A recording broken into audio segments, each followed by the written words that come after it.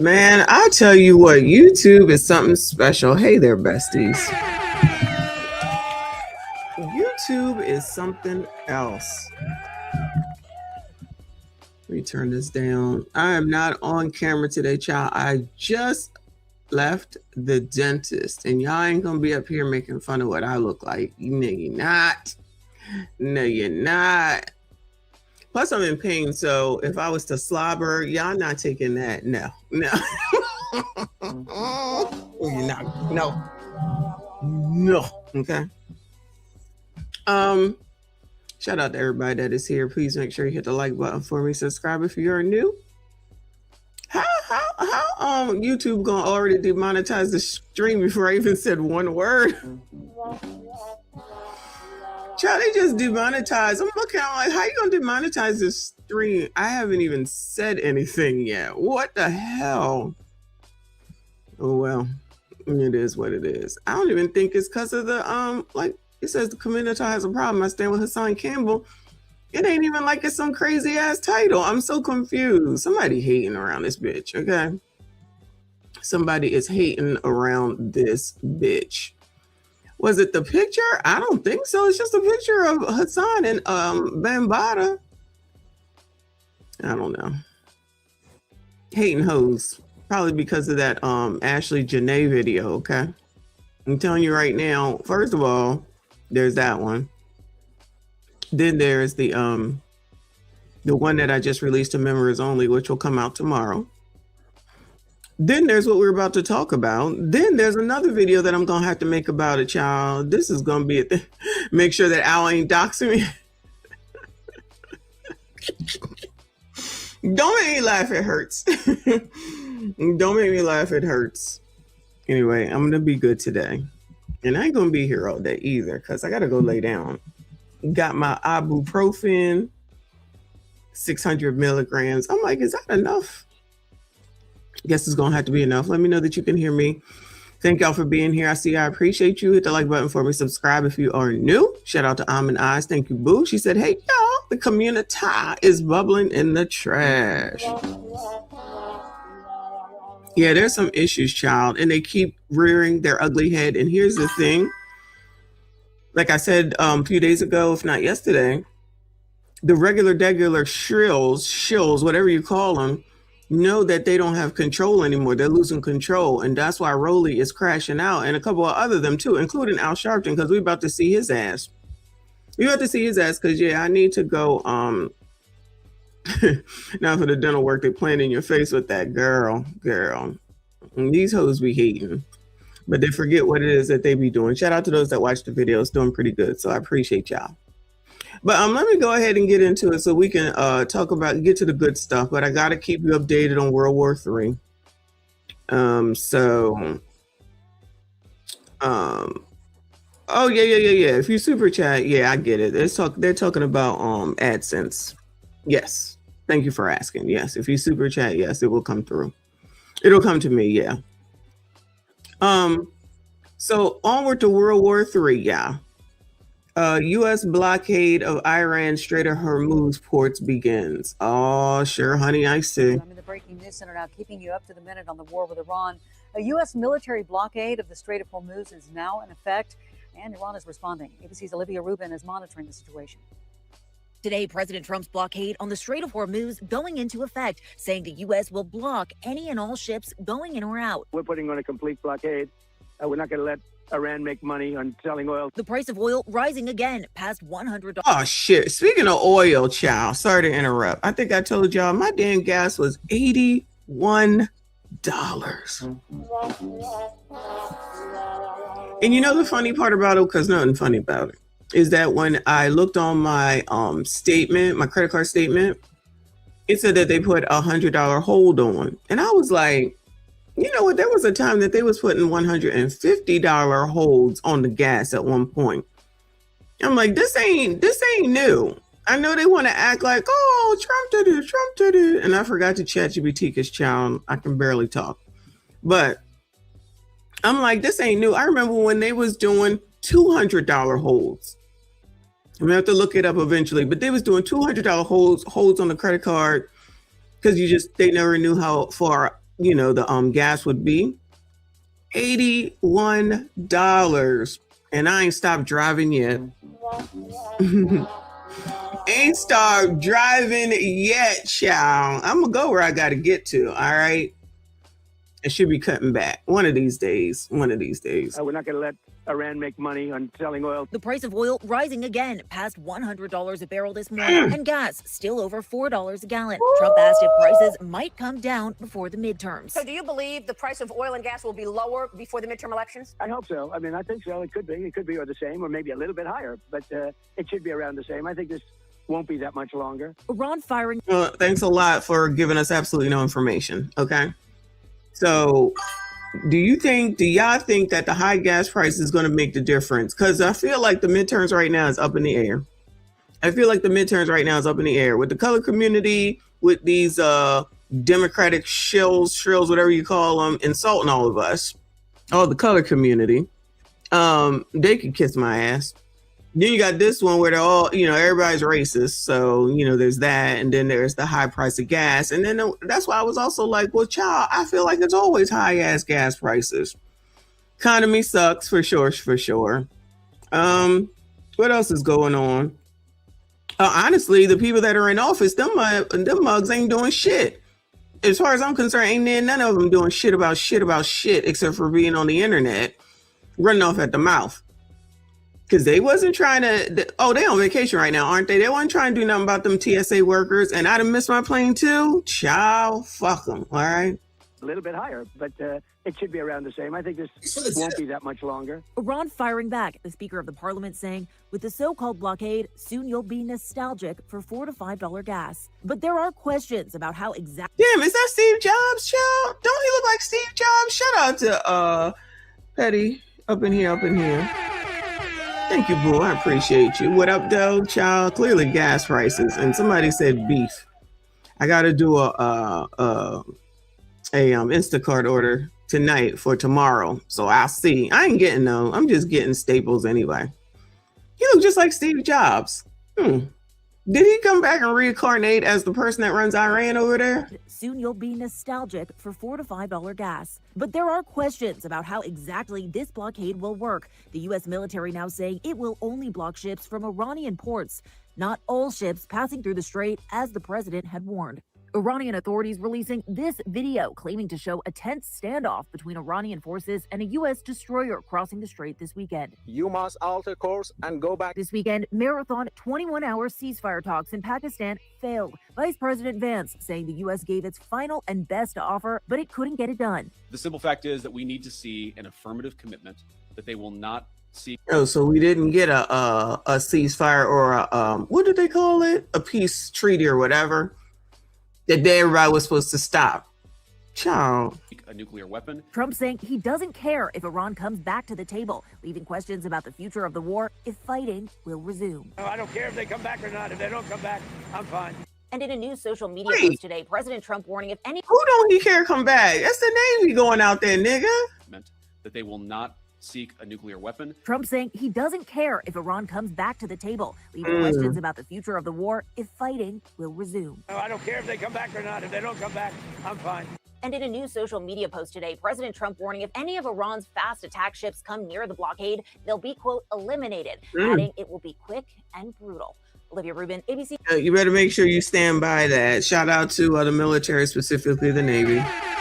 That's going to be hafted. That's going to be out there, or that's out there.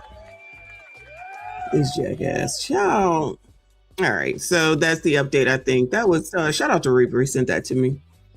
I think that's like one of the most recent updates. So we'll see what happens. We'll keep an eye out. In the meantime, don't think that the gas is going down anytime soon, child. We're probably going to be seeing $5 soon, damn enough. Anyway, outside of the war, never forget that crime is down. I don't know if you heard what happened over there at the Chick-fil-A.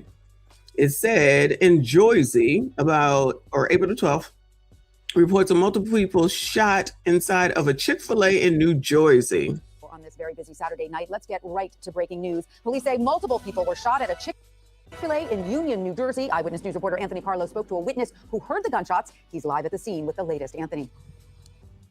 Yeah, well, Tanya, that witness, a Lyft driver who was in the area. Yeah, you can't even go have no damn chicken. And describes hearing at least 7 gunshots. We'll get to him in a moment. But first, I do want to show you a live look at this Chick-fil-A right now. You can see Union police officers in the middle of their investigation. They've got the establishment locked down. And family members tell me off camera that some of the workers are being held inside as police continue to conduct their investigation. This is on Route 22 in Union. If you know this area at all, you know it is a very busy area, especially on a Saturday night. You can imagine just how many people were inside trying to enjoy a meal when all of this happened. The Chick-fil-A sandwich between a Wingstop and other eateries and a Honda car dealership.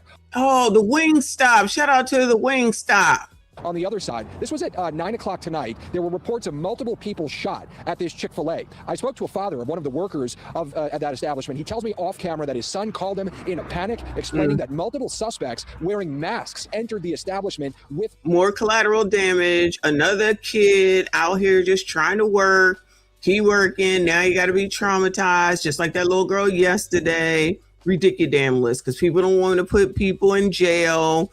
Because if a criminal don't think he's a criminal, then they not a criminal. Shout out to Jazzy with her bullshit. Guns, and then several of his co-workers were injured in a shooting. The father of that worker tells me he rushed here and described what he called a war zone, with police rushing to the scene in a chaotic fashion. I also spoke with that Lyft driver I mentioned earlier who was in the area and describes hearing the barrage of gunfire.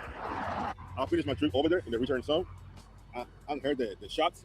Yeah, what happened here? I'm staying in the return zone, but I don't know what happened. When I finished my trip, I go to Chick-fil-A to buy 2. Child, there's a lot of tethers around here talking. There's a lot of tethers around here talking. What's up with that? I finished my trip over there in the return zone. I heard the shots. Yeah, what happened here? I'm staying in the return zone, but I don't know what happened. When I finished my trip, I go to Chick-fil-A to buy 2 hamburgers. See, when we could finally use Trent, he want to be a jackass. He could be over here interpreting. What the hell is this man saying? Turn zone, but I don't know what happened. When I finished my trip, I go to Chick-fil-A to buy 2 hamburgers. Yeah, I see the police. I see the child. Does Chick-fil-A sell hamburger? We can't even trust his ass. He talking about Chick-fil-A selling does Chick-fil-A sell hamburgers? I ain't never seen that. What the hell? Shout out to Blade. Thank you, boo. He said, Auntie, you got a P.O. box? I do. It's in the description, boo. My P.O. box is in the description. Thank you so much. I appreciate your support. Shout out to all of y'all that are here. Please make sure you hit the like button for me. Subscribe if you are new.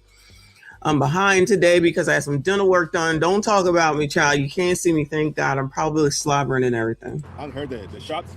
Yeah, what happened here? I'm staying in the return zone, but I don't know what happened. When I finished my trip, I go to Chick-fil-A to buy 2 hamburgers. Yeah, I see the police. I heard the shot very close. How many gunshots did you hear? More than 7. Back here live again on Route 22 in Union. You can see again the investigation is underway with police officers in and out of the Chick-fil-A and crime scene tape that continues to close off the entire establishment at this hour. The Union County Prosecutor's Office right now says this is an ongoing investigation. They have not released any details yet about what exactly happened here. So it is unclear at this time how many people were shot. Let me tell you what happened. Somebody ran up in that bitch probably to steal. And what else do we need to know? But there is an update as of 50 minutes ago. There is a manhunt for the suspects and the Chick-fil-A SHOOT. Well, 2 days after a deadly shooting at a Chick-fil-A in New Jersey, police still have not made any arrests. Lisa Evers is live on the scene. Lisa, what can you tell us tonight? Well, Natasha and Steve, not as much as I'd like to tell you, to be honest, but this Chick-fil-A restaurant where this mass shooting took place on Saturday night is closed, and there's no sign of any investigative work that's currently being done here at the scene of this mass shooting. Now, it's been 2 days, and we've made repeated requests of Union County Prosecutor William Daniel for more information, but he has yet to release any information about who was killed, who was injured, and even how many suspects they're looking for. Damn, well, what the hell are you supposed to do? You ain't telling nobody nothing. I didn't know anybody died. I must have missed that part of the story. Shout out to Dr. Steele. Shout out to Kofa. Shout out to all of y'all. And that lack of information is putting some people here on edge. Now take a look at this surveillance video. This surveillance video shows a man running out of the Chick-fil-A here on... I ain't saying nothing.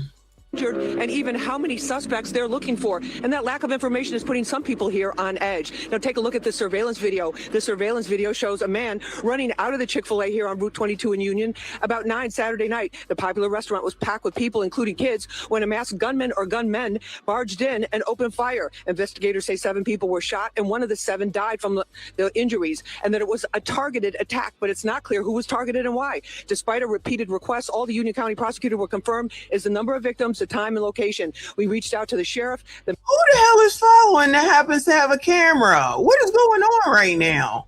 The popular restaurant was packed with people, including kids, when a masked gunman or gunmen barged in and opened fire. Investigators say 7 people were shot and one of the 7 died from the injuries, and that it was a targeted attack, but it's not clear who was targeted and why. Despite a repeated request, all the Union County prosecutor will confirm is the number of victims, the time and location. We reached out to the sheriff, the mayor, and other officials in this area who all told us only Prosecutor Daniel can talk. So far, no one has been arrested. A social worker who operates group programs in the Union High School says in today's class, the kids had many concerns and questions. Here's what he told us. The mood there between my students was actually shocking. Because a lot of them never expected something like this to happen right in their hometown. And a lot of them actually know. In Jersey? Students that might be employed there. They know people that frequent that Chick-fil-A all the time, even them. So it was a real shock for them to hear about what happened. Now, there's a sign on the door that says it's temporarily closed. It doesn't give any type of reopening. Ooh, back her on up. That's not looking good, girl. She's not looking good. Opening date. Also, officials here are offered a $10,000 reward for information. That's the latest here from Union. I'm Lisa Evers, Fox 5 News. Well, 2 days after. All right, Lisa, you need to back it on up. Anyway, sorry for what's going on at the Chick-fil-A. You can't even go have a hamburger at the chicken joint anymore. You see who's running around? I ain't saying nothing. I'm just saying, plus it's Jersey. It all comes together. Hopefully they can start giving up some damn information. At least how many people, who was deleted, how many people are injured or anything like that. But it looks like they're keeping it under their hat, which means maybe they know who they're looking for. I don't know. Anyway. So yeah, that's what's going on in Jersey. That's why it sucks. Allegedly. Shout out to Switchblade saying, thank you so much, hon. I appreciate your generosity. He said, go on and get that 1776 hat. Shout out to Switchblade. He sent me the, we saw the 1776 on somebody's head yesterday for their hat, and Blade sent me the where I could buy it from. Now he's sending me the money to buy it. You too nice. You too kind. Shout out to all of y'all. I appreciate you. Again, I'm not on camera because I just had dental work done and my face, it feels swollen. So I'm trying to have y'all look at me looking crazy. Maybe tomorrow I can be on camera. We shall see. Thank you so much, Switchblade. I appreciate you. Thank you so much. Shout out to my fave. He said, Lisa face billboard. Don't make me laugh. Don't make me laugh. At least it's time to retire, child. I guess they said it don't matter. It's okay. Nobody cares. I don't know. Shout out to Wayne Lundy. Thank you, boo. He said, I thought Fight Club was reserved for the Waffle House between 2 a.m. and 5 a.m. Child, the Waffle House down in North Carolina don't even stay open until 2 to 5 in the morning. We found that out the last time I was down there with my sister. They was like, nah, take that shit somewhere else. We ain't open. I was like, damn. I was looking forward to some damn bacon or something. Anyway. So yeah, so that's what's going on because, you know, crime is down and I have more. This is some of the stuff that I didn't get to yesterday, but we'll cover it off more tomorrow. Okay. So we were talking about this Ashley Robinson story. And she was with her man over in Africa, Zanzibar. They were celebrating her birthday. She turned 31. And he proposed to her, and then all of a sudden she was HUNG'd. Allegedly a self-deletion. Now, there's no word. I haven't heard anything. I haven't seen anything from police. Nobody's sent me anything. If y'all seen anything about what the police have said, I ain't seen nothing. So the fiance said that she, you know, self-deleted. And even I don't think that makes any sense. You going all the way over there. This your man's, this my man's. Now it's your fiance. You in Africa, blah, blah, blah, blah. Now all of a sudden you self-delete me. Clearly it don't make no sense. But that's to become a thing, you know, we'll find out hopefully. Because remember Shanquella Robinson, we still haven't got anything that's going to happen with that. And the odds are it's not. Neither Mexico nor the United States seems to give a damn. Okay. So I did a video. Thank you all for watching it. It's doing very, very good. And I just released another one that's released to members only. And then it will come out tomorrow morning. So y'all make sure your homework 8 a.m. tomorrow. EST, make sure you go watch it. All right. But plenty of people are talking about it because of that situation, of course, but because also it's because you sassy straights are talking about this woman. So Flacco just released a video and it is titled Black Men Are Celebrating the Death of This Influencer. So I haven't seen it. You know, I look at comments, but I have been on TikTok with regard to this story more so and watching other people who have talked about it, right?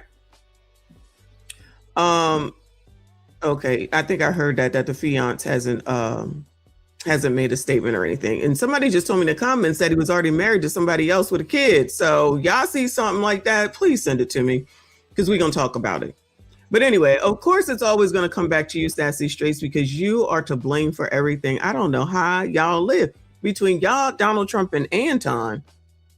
I mean, maybe y'all need to all get together and figure out what's going on with World War III, because this is half damn crazy. So let's hear what Flacco has to say, Chai. This Ashley Jana story is one of the craziest stories I've seen on the internet in a very long time. And it got the entire internet divided. Ashley Jana is an influencer who has went viral for her content around her interracial relationship. She's dating an older white guy as a young Black woman. And that's something that people gravitated towards. People like other people who wish to be in their own interracial relationships gravitated towards this. She would often flaunt the extravagant lifestyle that her white boyfriend was able to get for her. And from the outside look, that to me is the problem.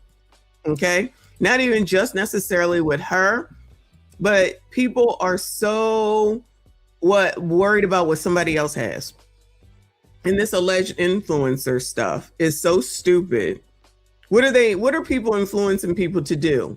To break the bank, to be poor, to go and get what you see someone else has? That's their life. It's not your life.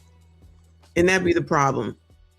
Because you're too busy trying to mimic something that you see on the internet. And how many times do I have to say, people be lying. And people be lying about everything that's basically going on damn internet and what they say is actually happening. How many times have we watched the videos where the influencers are out there trying to act like they did this, that, and the third, and they go return the shit? That girl that make $350,000 a month, and she can't stop doing OF because she can't afford life without doing it because she actually needs the $350,000 a month. So she's really not doing well.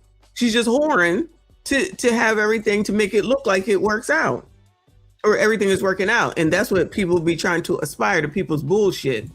So congratulations to her and this lifestyle and where it got her.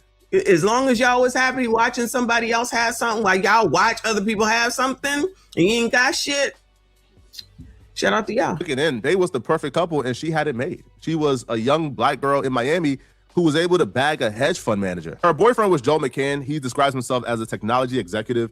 He's a hedge funds manager. He owns his own company. So the dude had a lot of money. And from the outside, Did he? Looking in, he was taking care of her and giving her a lot of that money. Even though there was no evidence to the contrary that they was a loving, devoted couple who was committed to each other and loved each other, people always had a bad feeling about this guy, Joe McCann. And her comment section would actually prove that. Now, it's unclear if these are just people commenting because, they disagree with interracial relationships, or if they knew something that Ashley and the rest of us didn't know. About 18 weeks ago, one user commented under a picture of her and Joe, and they wrote, "He is going to harm you, get out." 19 weeks ago, another user commented under a picture of her and Joe, and they wrote, "What a dummy. He will kill you, one the slave owner." Now, this person don't really seem like they had any type of foresight or they knew any information about Joe. It just seems like hate, which obviously we detest and disavow completely. But people had a bad vibe about this dude, and people were. The other comment that he's not reading is Rich saying, why do Black women always talk about Black men when they date white women, but she gets all the love for dating a white man? Guess it's no double standard. So when I did the first video, people was trying to act like this is not a true thing. So if this person named Richie wrote this 21 weeks ago, then that means she actually was saying the things that I heard she was saying and that the people in the video said that she was saying. Because that's the other thing. Not only do you have to try to brag and act like you got all this money and got all this stuff, then you want to disparage your people. But they said that wasn't happening. Well, clearly it was, or why would Richie say it here? So it actually was happening. Plus, there's like one or two tweets. Shout out to Jada Black for bringing that up, which I put in the damn video. Thank you, boo. He said, baby girl divested herself right in the... Goodbye, sir. You can always count on Jay. Come on now. I'm trying not to laugh. Okay? See, this is why I can't be on camera. You see me trying to laugh and I ain't even going to say it no more. Thank you, boo. Wayne Lundy in the building. Thank you, boo. He said, facts. Y'all may think I got money for these super chats. I don't. You goodbye. Stop it. Shit. Oh my God.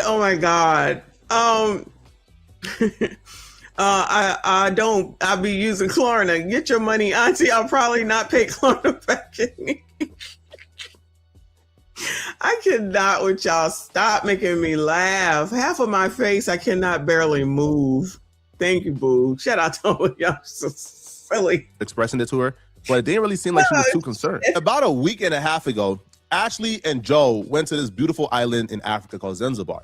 They went there for vacation, but Joe had other plans for Ashley. Joe had plans on proposing to Ashley in Zanzibar. And when they got there, Joe proposed, and we've seen everything play out on social media. Watch the lion. Even the lion is tired. Is this a lion? The lion is even tired. He yawning like, oh, Lord, this biatch again. The lion.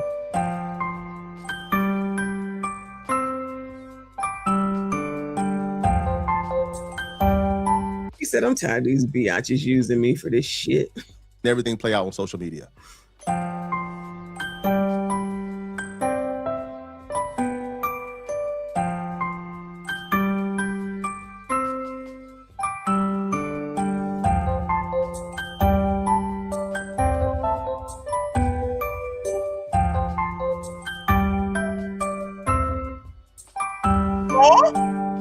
The engagement was also a birthday surprise for her as well, because she turned 31 years old in Zanzibar, and she posted her birthday pictures on April 5th, right? Again, it looks like she was very happy. Yeah, Chad, she beautiful. Them legs is looking legging. She legging with them legs. All right, you better go, girl. Well, you better went, girl.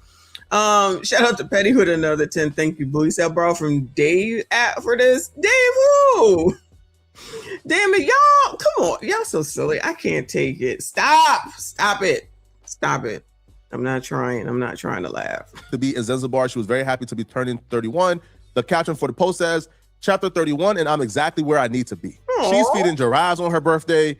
It looks like life couldn't get any much better for Ashley, which is... All of this stuff is performative. Nothing is like it doesn't seem real. Does that make sense? It's like it's like a show at this point.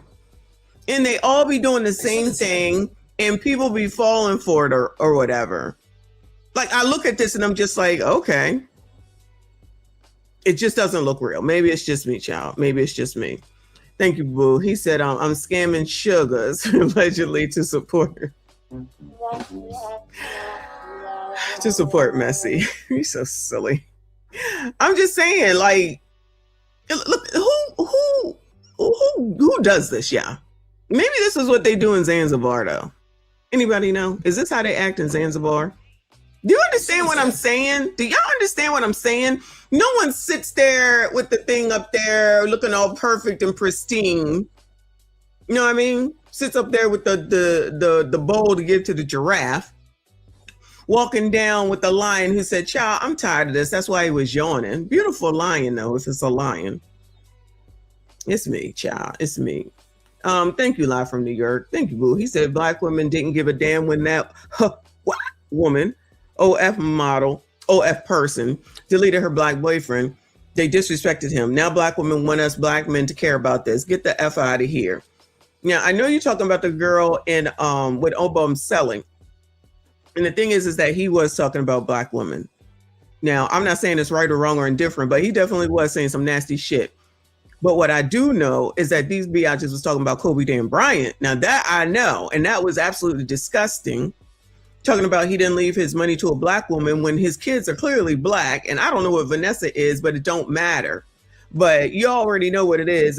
It's rules for thee, but not for me. Same old crap, different day. That's why I made that second video, to show y'all what they're saying. Eyes on her birthday, it looks like life couldn't get any much better for Ashley, which is why the internet is absolutely stunned to find out that after Ashley got engaged, after Ashley was feeding giraffes, after Ashley was talking about how life couldn't get any much better for her at this point, and that she's just turned 31 and she's exactly where she wants to be, after Ashley expressed how grateful she was for life. Thank you, Gorilla Grip. Exactly, that's it. She said it was a surprise it was choreographed. Thank you, boo. That's the word I was looking for. All performative. None of this shit seems real. And these biatches be falling for it. That's the life I want. You want some fake shit? That's what you wanted, some fake shit? And just like he said, it was supposed to be a surprise. A surprise to them people that was watching it on the damn internet, maybe. That's why that line was tired. That line said, child, how many scenes we got to do? He's like, I'm tired of all these takes. They do not pay me enough. I'm just saying. Jay, thank you, boo. He said, laughing my ass off. TC nickname is Zanzibar Jackson. Is it really? I never heard that. Shout out to TC. Glad everything worked out with him. Thank you, boo. Jean Lay says, if he was married or divorced, could the wife or the ex-wife have had her deleted? That's a long way if they from the US and they was over in Zanzibar though. But somebody did say maybe there's insurance also. Even though you can't get insurance if you self-delete, from what I understand, but maybe I'm wrong. The internet was stunned to find out that Ashley was found dead shortly afterwards. And even more shocked that Joe was saying that Ashley self-deleted herself, that Ashley did it to herself and took her own life. A friend of Ashley named Savannah Britt would take to social media and say, we need justice for my friend Ashley Jana, who was found dead in her hotel in Tanzania. And her fiance, Joe McCann, claims that she hung herself. Anyone who knows Ashley knows she would never do this. We need answers now. Officials did confirm that Ashley was found unresponsive in her hotel room by Joe. So Joe found her unresponsive, and Joe is claiming that she did this to herself. But if Joe and Ashley is on vacation, then why was Joe gone long enough to where Ashley would be able to do this? To me, that doesn't make sense, all right? And if this person... Of course not. We already know that none of this makes sense, just like with Shanquella. And if the, they lied, and if we didn't have that video because dummies can't seem to stop putting stuff on the internet, we may not have never known what really happened, even though they're not doing shit about it. That shit is what, 3 years old at this point and still ain't nothing been done? Anyway, shout out to Live from New York for another 5. Thank you, boo. He said her last words were probably,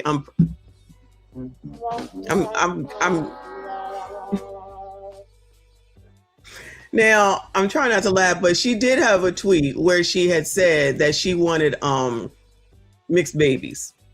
So, people like to ignore all these things when it's the other way around, right? But she definitely did say that. I did see that. So she should be happy. They should be happy. She said she wanted a mixed baby. And if that's the case, and I know you're just joking, but just say that that is the case, then she would have been right where she wanted to be. She wanted to have mixed babies.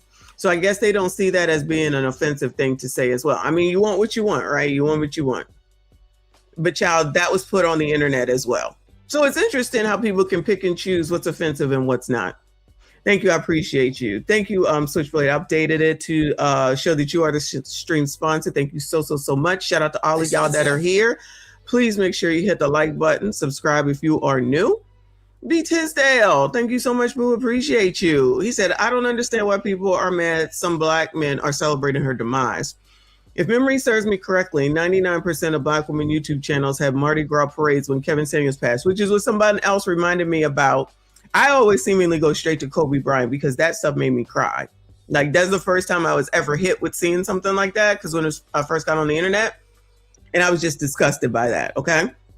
So you're absolutely right. That's exactly what happened with Kevin Samuels. But like I said, it's always rules for thee, but not for me, which is another reason why I'm like, all right, well, we're going to talk about this because y'all be doing it real quick. Meaning the biatches be doing it real quick.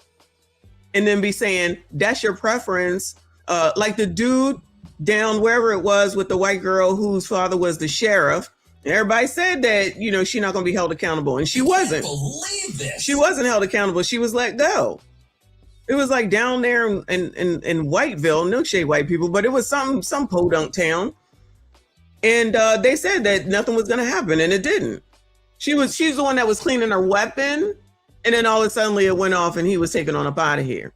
But he was also on the internet talking mad sugar honey iced tea about black women. Now listen, y'all, when people be talking about, me personally, I don't give a shit. When it's all this stuff, I'm sitting here in a sector where all, you know, those relationship conversations are usually black women do this, black women do that, Keisha this, Keisha that, weave, spiders makeup and weave, twerking, this, that. Child, imagine if I was really upset about it, clearly I wouldn't be here. I'd be like, child, that ain't got shit to do with me. That's just how I look at it. I'd just be like, child, that ain't shit got to do with me. So I don't understand why people get so offended by shit. That ain't got shit to do with them unless they feel like that shit got something to do with them. It ain't got shit to do with me. Let them think what they want. I don't give a shit what they talking about. That ain't me that they talking about. So that's that. You know what I mean? It's crazy how people get all upset and so offended. If people want to sit up here and start talking about whoever, it'll be like, ain't got shit to do with me. That's interesting. Or that's funny. Oh, child, that sounds crazy. But these people be getting really upset and offended, like straight up, like somebody is talking about them personally. But whatever, it is what it is. Wayne Lundy with a 20. Thank you so much, boo. He said, no matter the circumstances, no matter how much she spat on the name of black men, I never want to see anyone, let alone a woman, be taken out. She was young. I agree. That's why I stand on that. No matter what, nobody else should be taking nobody the hell on up out of here, period, point blank. I always stand on that. But there's other people that try to make the justifications and the excuses, not necessarily in this situation, but they definitely be trying to make justifications and excuses for when shit like that happens, especially if you got somebody sitting around here talking about you're not a criminal unless you think you're a criminal. Sounding crazy. This story, this one is a lot bigger than some of the other ones, and this is kind of just getting started. So I anticipate we'll be talking about this for a minute. Person was in the mind state where they were going to do this. I feel like there would have been clear-cut signs. But her family is saying this is not even possible, right? And I'll be real, social media right now isn't buying this story either. Okay, so at this point, let's just go ahead and lock up Joe and everybody else that believes his story, because you cannot for a second get me to believe that this woman hung herself. If you have not seen the news yet, this lady here is Ashley Jana. She's 31. She's an influencer. She has a very large following on Instagram. I'm not sure if she has a TikTok page. If she does, please tag it in the comments. This woman was in Tanzania for her 31st birthday. While they were there, he proposed to her. Somewhere along the lines of that proposal and the rest of that day, they got into an argument, according to him. They slept in separate rooms. That's where it starts to not click for me. Child, who has heard that? Because I ain't seen no verifiable source that said that that's what happened. You know how TikTok just start making shit up.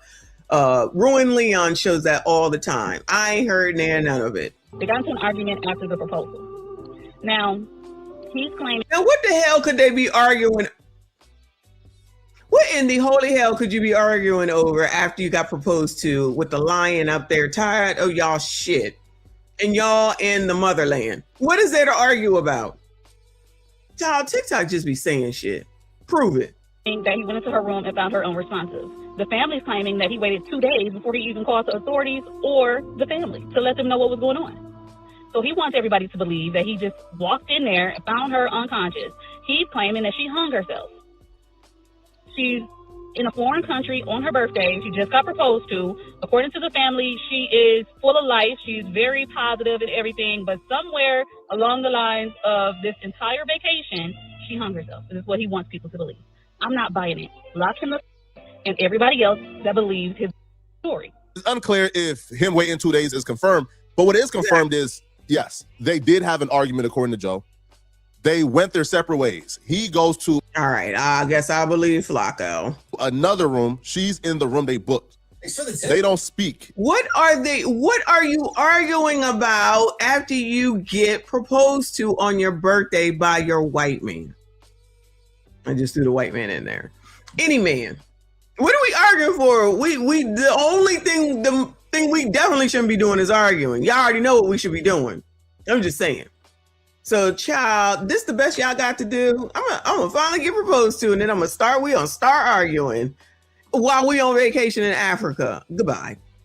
Gorilla Grip, thank you, boo. He said they fighting over who pays for goodbye. Oh my God. Shit! Stop this! Yo, that is funny. Shut up!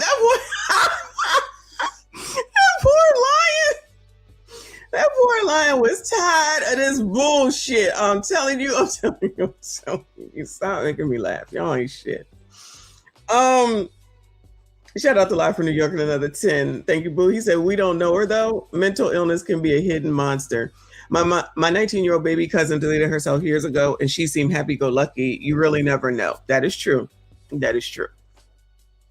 I don't think that's typically the norm. I'm gonna just say it's not typically the norm. Rest in peace to your cousin though.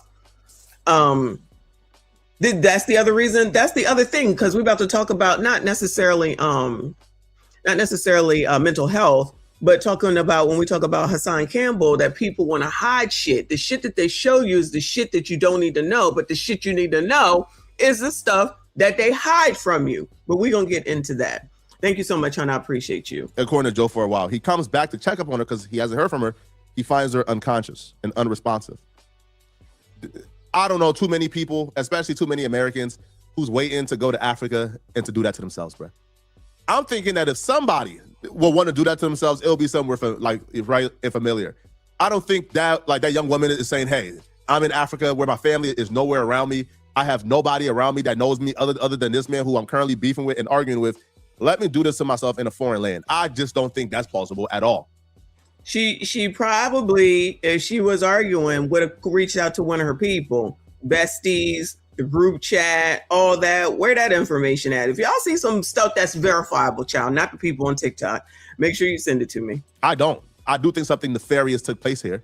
And the family also thinks so too, because the family released the full statement and hear what they had to say. The family statement writes, Ashley Robinson was on what should have been one of the happiest trips of her life, a birthday celebration in Zanzibar, Africa. Ashley's birthday was April 5th. She just turned 31. Surrounded by beauty, love, and wildlife, she became engaged during a safari, an unforgettable moment that marked the start. Big boy, goodbye. Thank you. He told her he wanted that brown eye. I can't take y'all. Are y'all ever serious? We trying to leer and learn and leer, and here y'all come, trying to make me laugh. My teeth hurt. Lord have mercy. Of a future she was excited to build. She and her fiance, Joe McCann, were staying in a luxury villa at the Zori Zanzibar, continuing what we believe was her dream trip. But just days later, that dream turned into our family's worst nightmare. Ashley was found unconscious in her villa and was rushed to a local hospital where her death was confirmed hours later. Nothing about this loss feels real. One moment she was celebrating love and life in truly Ashley fashion, and the next she was gone. The suddenness, the unanswered questions, and the distance from home have made this tragedy even more overwhelming for our family. At this time, there is an active investigation into the circumstances surrounding Ashley's suspicious passing. Although we have many questions, we are placing our trust in the officials in Zanzibar and are working closely with them as we seek clarity and answers. I'll be real, bruh, with family right now. If you trust African authorities, the police in Africa, if you trust the police in Africa, how about the police anywhere in the foreign country? Allegedly. I got some ibuprofen. I stopped and got some ibuprofen before I came home. I already took 3. So when I'm done with y'all, I'm gonna take 2 more and I'm going to bed. So, but seriously, but no, any foreign country, you think they're gonna do some due diligence? Listen, we already know about Shanquella. Remember those biatches who was on the Carnival ship and got off in, I forget where, and they was like, we got graped. And then you saw the videos and we saw the pictures where they was going and effing around and they just didn't want their husbands and boyfriends to find out, allegedly. But people was just talking about, it's true. Ain't seen nothing since. They was from Kentucky. Y'all remember that story? Child, people be lying. People just be lying. Just be out here doing the most. Then something happened. They embarrassed, like somebody said earlier. And then that's just that. To prosecute and to seek answers in the death of your daughter that involves a really, really, really wealthy white man, you're out of your mind, bro. All right. I'm African myself, and I'm here to tell you right now, bro, these African officials are corrupt. Well, damn. And they going with whatever the rich white man got to say, but y'all got to hire a private investigator. These officials ain't doing a goddamn thing. Goodbye. But it goes, Ashley was deeply loved. She was vibrant, full of life, and has so much ahead of her. Our family is completely devastated, and we appreciate the prayers and compassion we have received as we navigate the unimaginable laws. We respectfully ask that any information not directly provided by our family be treated as an unverified and not considered factual at this time. This is where the story takes a turn, and it turns into a gender war. So some black men are going back and finding her social media posts and conduct, and they're saying, hold on. Based off what we found belonging to Ashley, her death ain't our issue. It ain't our business. We is minding our business and staying out of it. I don't want to go as... Because that's what other people say. I ain't going to name them. Ain't that what they say? Ain't that what the other people say? And how many times do I say, don't forget that, God forbid, if you could be next or something happened to you and you get the same shit. We don't want to hear it. I don't want to hear it. And lo and be fucking hold. Now everybody's supposed to come together all of a sudden. But when it was Bumselly, it was like, he didn't even like, this is not our business, black women. This is not our business, black women. Y'all remember that? I think that's the difference also with Shanquella, because she didn't have no craziness out there. And I feel like everybody was on her side and wanted that shit to be resolved. And it's still unresolved. And they run around the United States like ain't nothing happened, changing their names and shit. I hear a little bit, but I know that they never resolved that damn case, solved that damn case. Remember Anton had the dad going, dad on there. Y'all remember that? People like to forget stuff like that. Why they all got to hold Anton accountable, child? I got to hold Anton accountable. Anyway. Everyday black men wake up and find new ways to embarrass us. Far as saying they're celebrating her death because of these posts, but they're not really too... I don't think it's celebrating. I think it's the same difference. It's like, well, she didn't give a F about me. Why the hell am I supposed to give a F about her? Or showing any type of remorse or sympathy for her because of these posts. So one post, Ashley wrote, everyday black men wake up and find new ways to embarrass us. In another post, Ashley says that, that she's been wanting mixed kids since the 3rd grade. She would write, I've been saying since the 3rd grade, my children will be mixed. Laugh my A off. In another post, and this appears to be an Instagram comment, Ashley would write, oh, brother, I see 305 in your bio. Let's talk about all the Miami men, not the white ones, though. Again, she says, let's talk about all the Miami men, not white. Beating their women still. Or is that too touchy? Go live your life while I live mine. In response to these posts resurfacing, one user says, the woman that died explicitly excluded pink men from committing this kind of violence. That's the point. Somebody says, oh my damn. Oh, that's true. That's a good point. That is a good point. I'm just saying, like, they might not want to hear it, but it is what it is. Isn't that what they say? Karma. And rest in peace to that girl, because nobody should be taking nobody out of here. But they the ones that's always saying karma, right? But now all of a sudden, miss all the karma, right? Okay. White men would never do this. White men would never do this. Then what's there to solve? Then why aren't they believing that this is what happened? That's it. That's all. Because white men would never.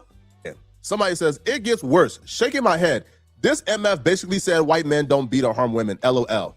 Couldn't believe my eyes when she said this. Shaking my head. Somebody says, yikes. Somebody says, yikes, but still not right. Right? So, and if you go on social media right now, you hear the discourse of, man, why should we feel bad because of this? Why should we feel bad? You feel me? She ain't rock with black men. She ain't like us. She was online disparaging us and saying mean things about us. Why should we feel sorry? Now, the same argument was here when that dude who was murdered by his white woman in the elevator. Yeah. Oh, Bumselly. That dude, when his death went viral and people went back and found his extremely anti-black women posts on Twitter, on Facebook, everywhere. People say, you know what? Well, black women say, you know what? We staying out of this one. Isn't that what they said? That's what they always say, right? So again, when you can see it when someone else says it, but when it's your turn, it's like, how dare they? How dare they? You do the same damn thing.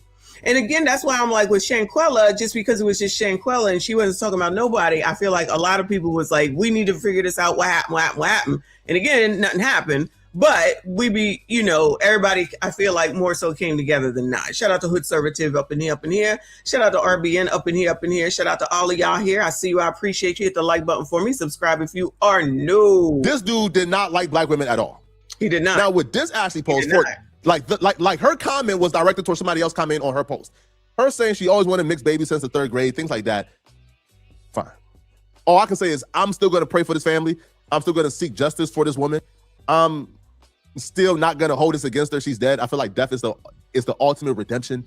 Once you pass away, I feel like you should be forgiven for a lot of what you do. Again, not all now. All right. If you was touching babies, if you was we're going to get to that. Murdering people when you pass away, bruh, hey, man, ain't no forgiving that, man. But for things like this, silly things like this, man, you should be forgiven in your death.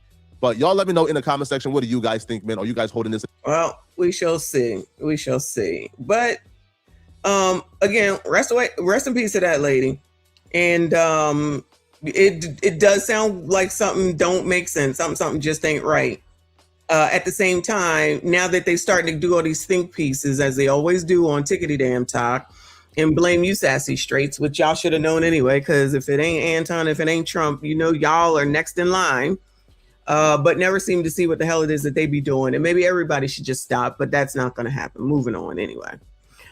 So let me go ahead and get started first on this Hassan Campbell thing, because then I'm going to go to the shilling people, because we ain't done with them, Al or Rolly Roll. Okay.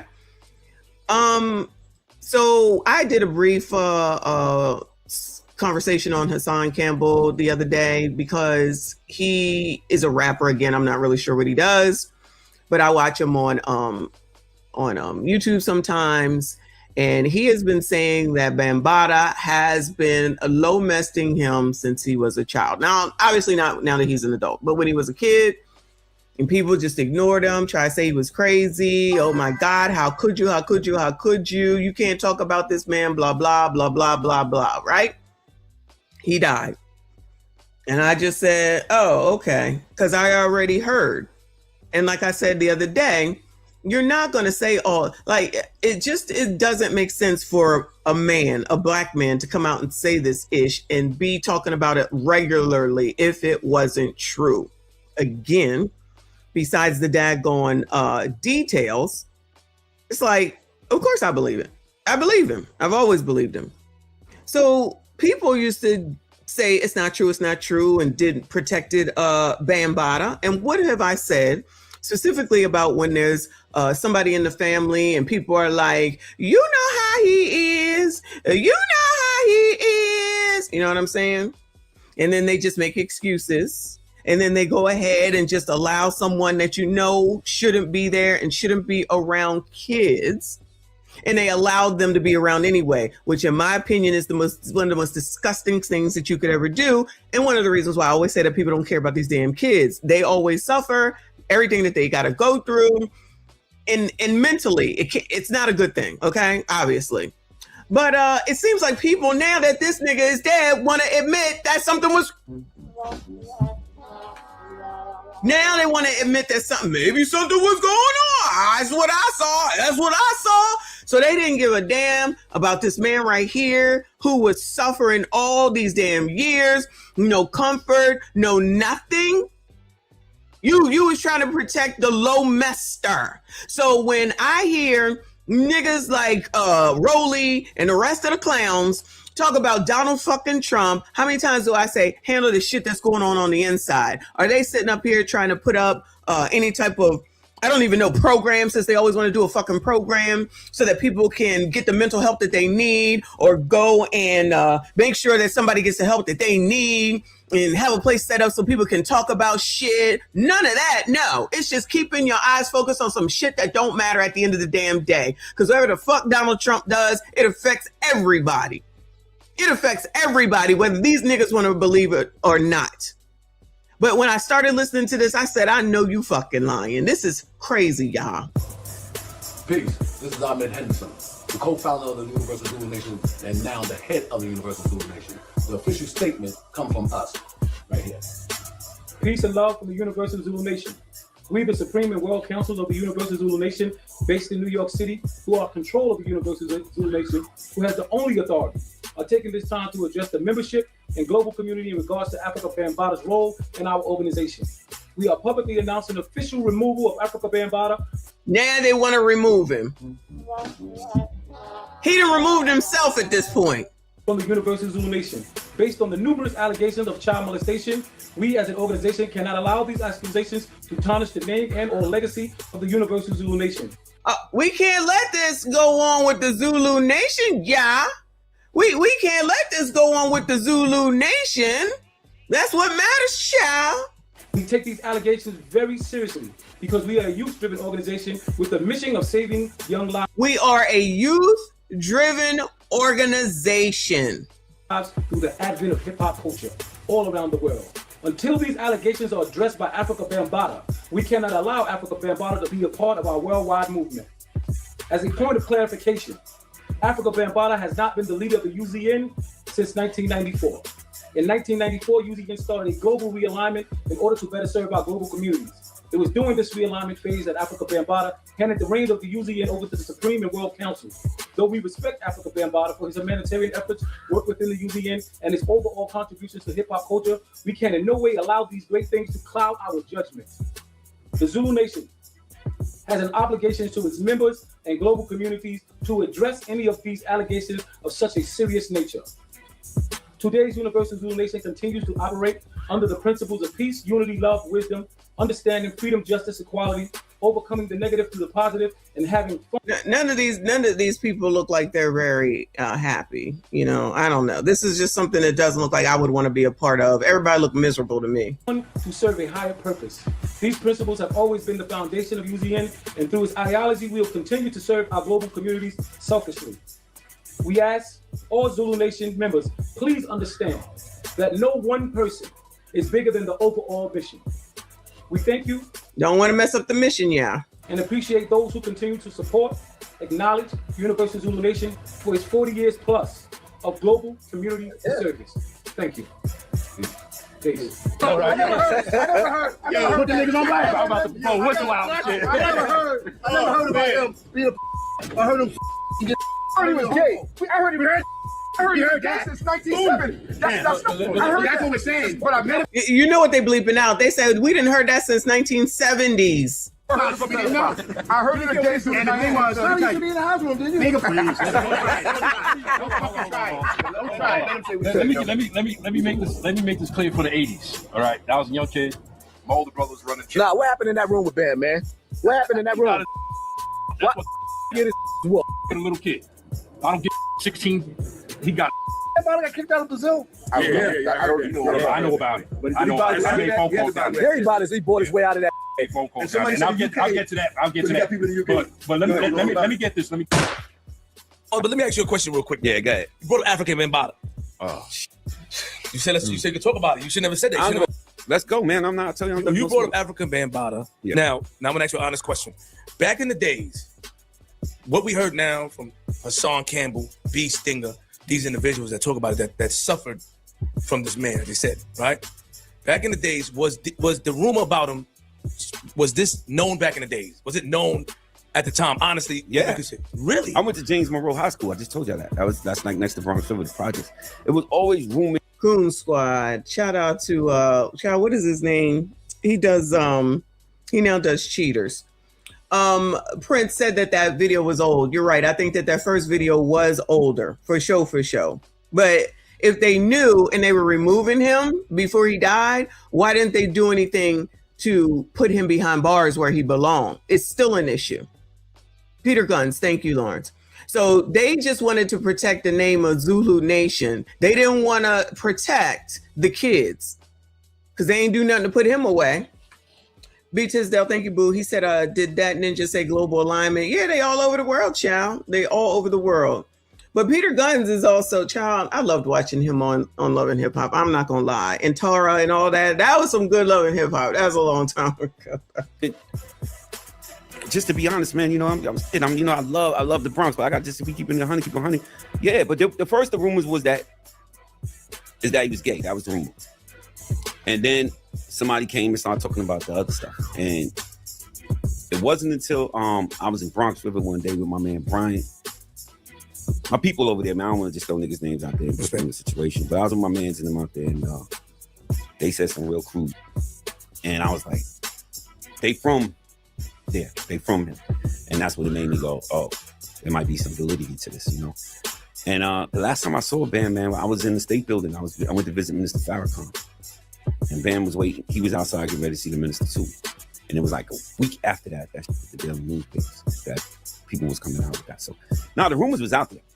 I'm talking about back in the days, not like it came out 2016 when the rumors told. I was hearing this shit, man. Like, yeah, I was hearing stuff. I never, just to be honest with you, I hate to say it, man. You're guilty of your heroes ignoring shit about your heroes. No, I'm gonna get the fuck out of here. You know what I mean? I was guilty of that. Wow. Good job, Pete. Good job. So the rumor's been out there. They said 2016. They know damn well it was well before that. Well, the 70s. Even if you heard it, you ignored it. It was rumors. And to me, like, nigga, that's this nigga. I don't got it. You know what I mean? Well, you said you was hearing this in high school. I heard. And nobody thought to. Why do you think? And I want you to be honest. Like, why did nobody not do anything? Like, even up to this day, he hasn't been. I mean, he's been sued, but hasn't been charged. Why do you think nobody has done anything? Because it's a difficult thing, man. Like, like when I look at some of these guys that people that's coming out, that's a hard thing to admit, bro. Is the best. That's a hard thing to admit. Pause. Maybe it is, but isn't it the right thing to do? Oh, we don't care about these kids. F them kids. They be all right. Oh, I thought he was ABCD. Oh, yeah, I heard the rumors. Yeah, I just ignored it. And I'm not blaming Peter Guns. I'm not blaming any one person because I feel like it was a collective type of a damn thing. But they try to make Hassan, in my opinion, they try to make it seem like that he was crazy. That man was not crazy. He's probably being driven crazy by this type of shit. Child. New York is the home of sissies in hip hop. Africa Bambaataa, sissy. Diddy, sissy. Queen Latifah, sissy. Ooh. It's all sissies coming out of New York. They brought sissies to the game. Peace, family. So about this post, right? Friday night, I put a post out acknowledging the life and the legacy of an individual that we all collectively know as Africa Bambaataa. Child, who is this? Y'all know who this is? By Saturday morning, I woke up and I was being called every name under the sun other than a child of God. And I understand it. Reading through the comments, there's obviously a triggering that took place. The removing of scabs for wounds that have not yet been healed, right? I remember 10 years ago, 2016, when we initially called Bambaataa to the carpet to answer these allegations. I remember getting death threats. I remember not, feeling safe walking in the Bronx again. I remember the energy and the atmosphere during that time when people were in denial as to what was being said. Now, fast forward, here we go 10 years later, and you're not allowed, it's not time yet, right, to revisit this conversation in a way in which there's equanimity involved, or, you want to tell your version of the story about what said individuals may have meant. So I was at odds. I was on the fence, didn't exactly know, because I felt like I was standing, in what I consider to be my truth. Sometimes it's not about you. You know what I'm saying? Sometimes you have to read the room and understand that there's a larger dynamic at play. My phone kept ringing throughout the day.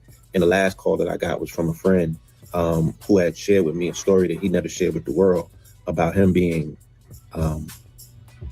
accosted, if you will, by Bambaataa, and he was 14 years old. He was low-mested, or maybe graped, allegedly, low-mested. This brother has never shared this story with anyone in the world, and his brother was angry in his own personal disposition a few days prior to him transitioning. His brother was just grappling with his own anger, and he was angry because he had not shared this narrative. So he got to share it with me. And this is where healing starts. You can't heal what you don't reveal, right? And I immediately took the post down, and I'm issuing this as an apology for other people who may have been triggered or saw whatever was done as insensitive. You know what I'm saying? It's not my intention to hurt or to minimize anybody's pain or trauma, especially dealing with the dynamics of abuse. All right, so with that, I want to dealing with the dynamics of abuse. Let's say peace, y'all. Hello. I'm gonna make this as quick as possible. I want to chime in on the Bambaataa thing. I just really found out about it and stuff like that. You know what I mean? I really don't care what a lot of people got to say. Y'all know this person? I know these got to be rapper people.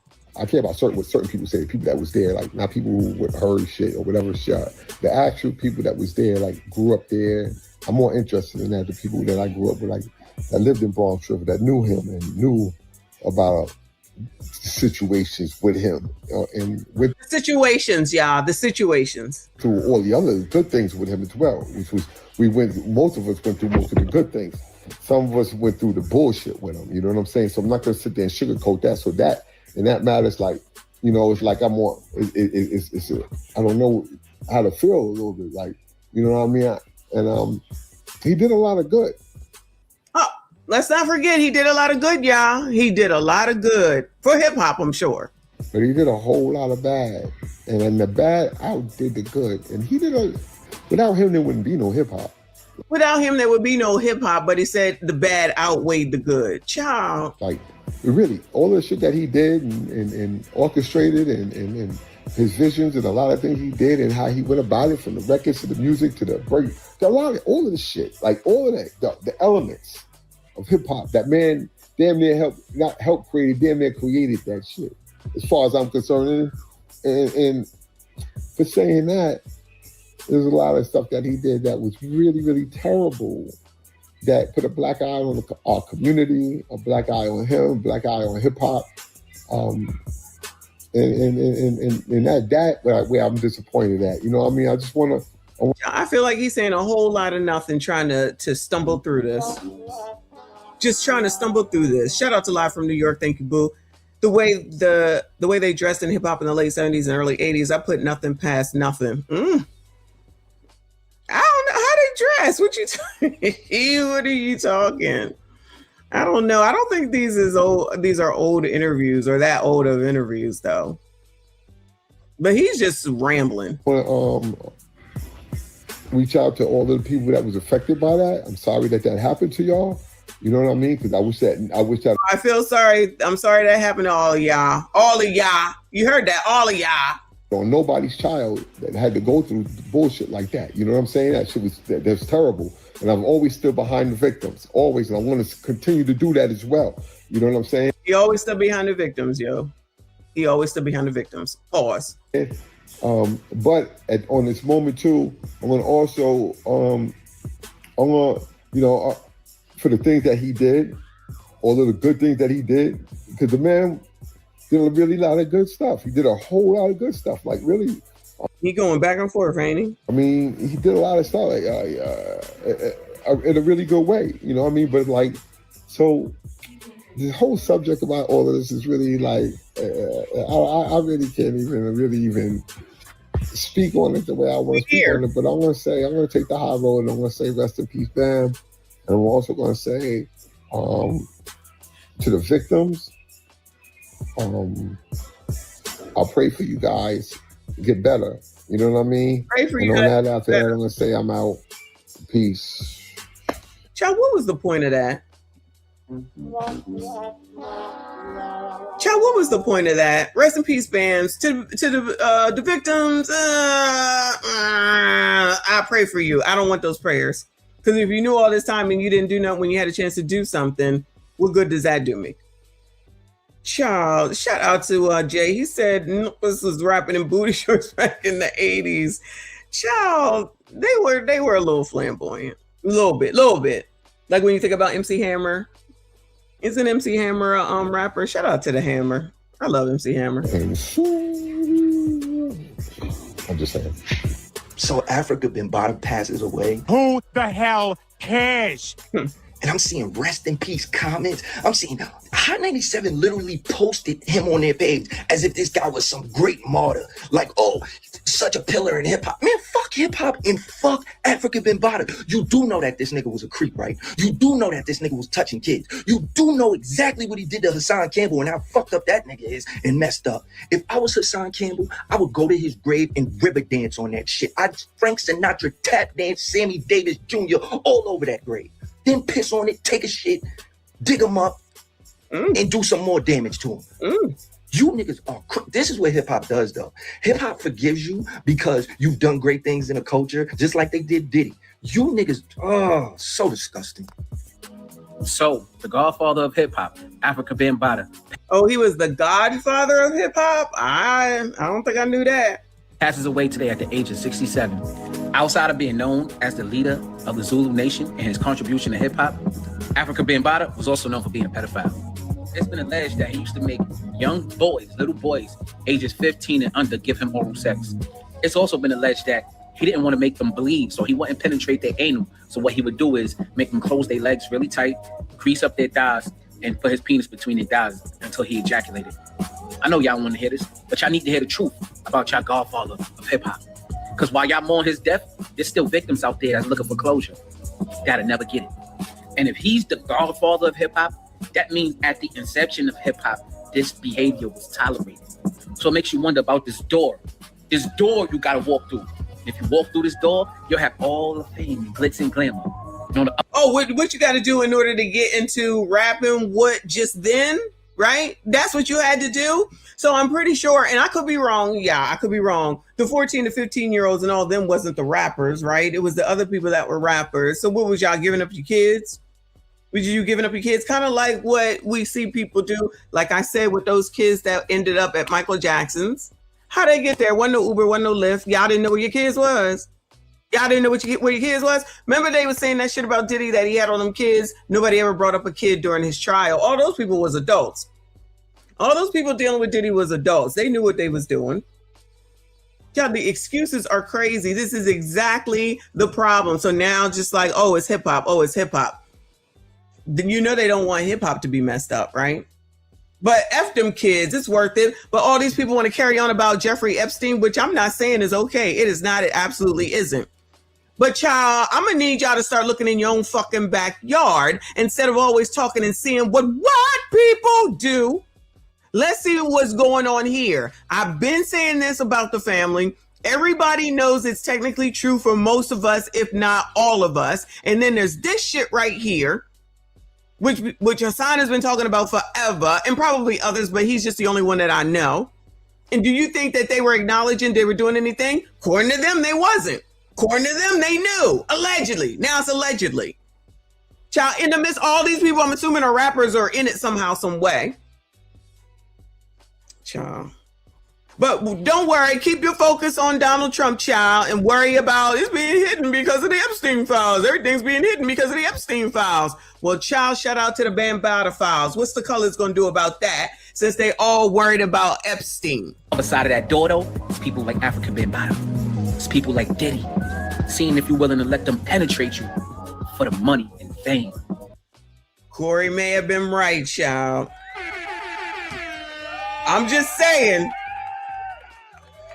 Corey Holcomb may have known a thing or two. He may have known a thing or two. Mr. Backdoria himself. So Godfather of hip hop? Nah, Godfather of the PDFs in hip hop. Bro, the past 2 days, Hassan Campbell has been down damn near every other video the past 2 days. Every other video. And it was funny as fuck, bro. It was so funny. The first video that popped up was pain, pain, pain. And then it was a funny ass caption. But earlier today, I went down the Hassan Campbell rabbit hole. And the more you look into it and the deeper you dive, the more it starts hitting a little different. Oh, yeah. The more you like, damn, there's a reason he's crashing out like this. Yeah. He's not just doing this. I seen him crash out in front of the building, I'm assuming where it allegedly happened.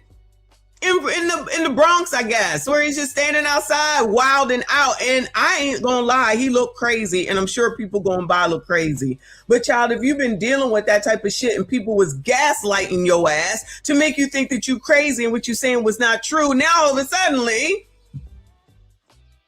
it's true. Yeah. And then, yes. Crazy. Out of pure entertainment. And the jokes we turn, the stuff that we turning into jokes is serious for him. These are serious reactions, crash outs, opinions, conversations he has. This is genuinely him. And when you sit and think, he's literally just a product of his environment. And he's even said it. He's a product of his environment. And it just make you look at him differently. Like even behind the funny caption and the joke, once you look past that and why he's doing that in the video, it's like, damn, he really just a broken soul. Just out here hurt. Just hurt and hurt people. And it's just like, damn. That shit just had me thinking. I'm like, fuck. I thought this was just all fun in the games. And mind you, I didn't even know who this man was 72 hours ago. I had no clue who this guy was. I seen him probably once or twice before, but I had no clue who this man was. Now, honestly, I still don't know. Is he a rapper, y'all? Did y'all ever confirm? Is Hassan Campbell a rapper? I don't even know what he really does at the end of the day, besides be on YouTube. After learning more about Hassan Campbell, his past, and who he is as a person, bro, nothing that he says is funny. I'm not even joking. This guy's upbringing, his childhood, bro, it is more than devastating. Like, at first, it was funny. Him saying all those, like, I hate you, blah, blah, blah, I want you to die, whatever. All that stuff was funny in the beginning, I'm not gonna lie. But I did not know anything about this guy. And now that I low-key have a small idea of who this guy is, his upbringing, what has caused him to crash out this bad, I understand it completely 100%. And I'm not gonna lie, the stuff that happened to him is so bad. Bro, you have to go and learn it for yourself, I'm not gonna lie. I don't even want to repeat some of the things that I heard that what happened to him. Bro, Hassan is low-key He's been talking about this. He was gassed the fuck lighted. I believed him every single thing that I ever heard. Every single thing. Okay, y'all said that he's not a rapper. Okay. Then what was he doing? What does he do? What has he done? Errand boy or something, child? I don't get it. Didi, hey boo. She said, caught a messy live on my birthday. Uh-oh, we got a birthday in the house. Everybody say happy birthday to Didi. Happy birthday, boo. Thank you for coming through and spending some time with all of us. All this craziness going on. Child, viewer discretion is advised, but happy birthday, boo.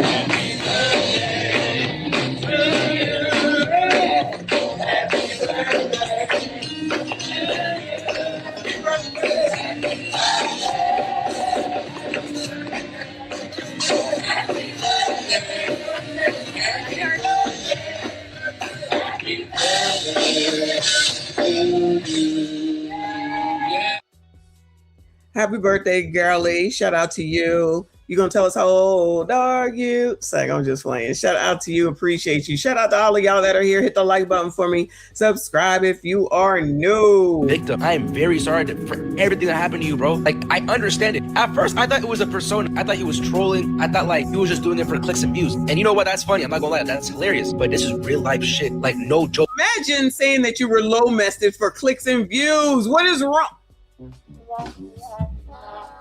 I'm saying all these crazy ass things for clicks and views. Oh my goodness gracious, child. After you watch this video, go and learn about Hassan yourself, bro. I'm not gonna lie, it's very sad. Follow me, follow me, follow me, follow me, follow me. Bro, these Hassan Campbell videos are funny. Like, the I hate you, nigga, let's die. Like, they're funny. But when you look up Zulu Nation and Africa Bambaataa, you start to understand why he is the way he is. And that shit gets really dark when you really look into, like, his backstory. And then it kind of makes his crash outs kind of justified. Not justified, but you kind of see why he's crashing out.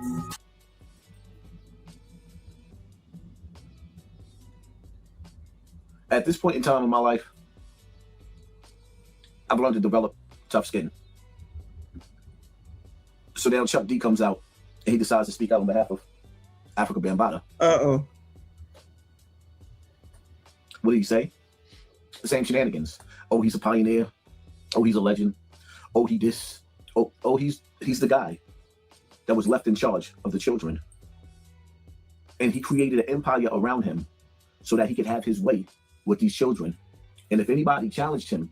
When we started internal affairs, we started internal affairs in the Zulu Nation 15 years ago. And the first one we internal affairs was Africa Bambaataa. Because see, if I would have came out in the 90s saying I have suspicions that Bambaataa were little boys up in the nation, I would have been dead because it's zealotism. And the things that he was doing with these children, well, he had the 5 elements of hip hop along with an army. So a lot of people didn't want to do what I did and go up against him. Other people's did in the past, and they disappeared. Ooh. That's why when he got on the news, he said, why y'all didn't do this back in the days when I had my people? You mean the cleanup crew who knew what you was doing and did your dirty work, all in the name of preserving hip hop? The same culture that sold us out in the beginning of hip hop? Yeah, in the beginning. That's when they sold hip hop out and gave all the rights. The beginning, the pioneers. I mean, you got to start with the pioneers, right? The godfather of hip hop. Hey, party people. They're the ones that sold it out.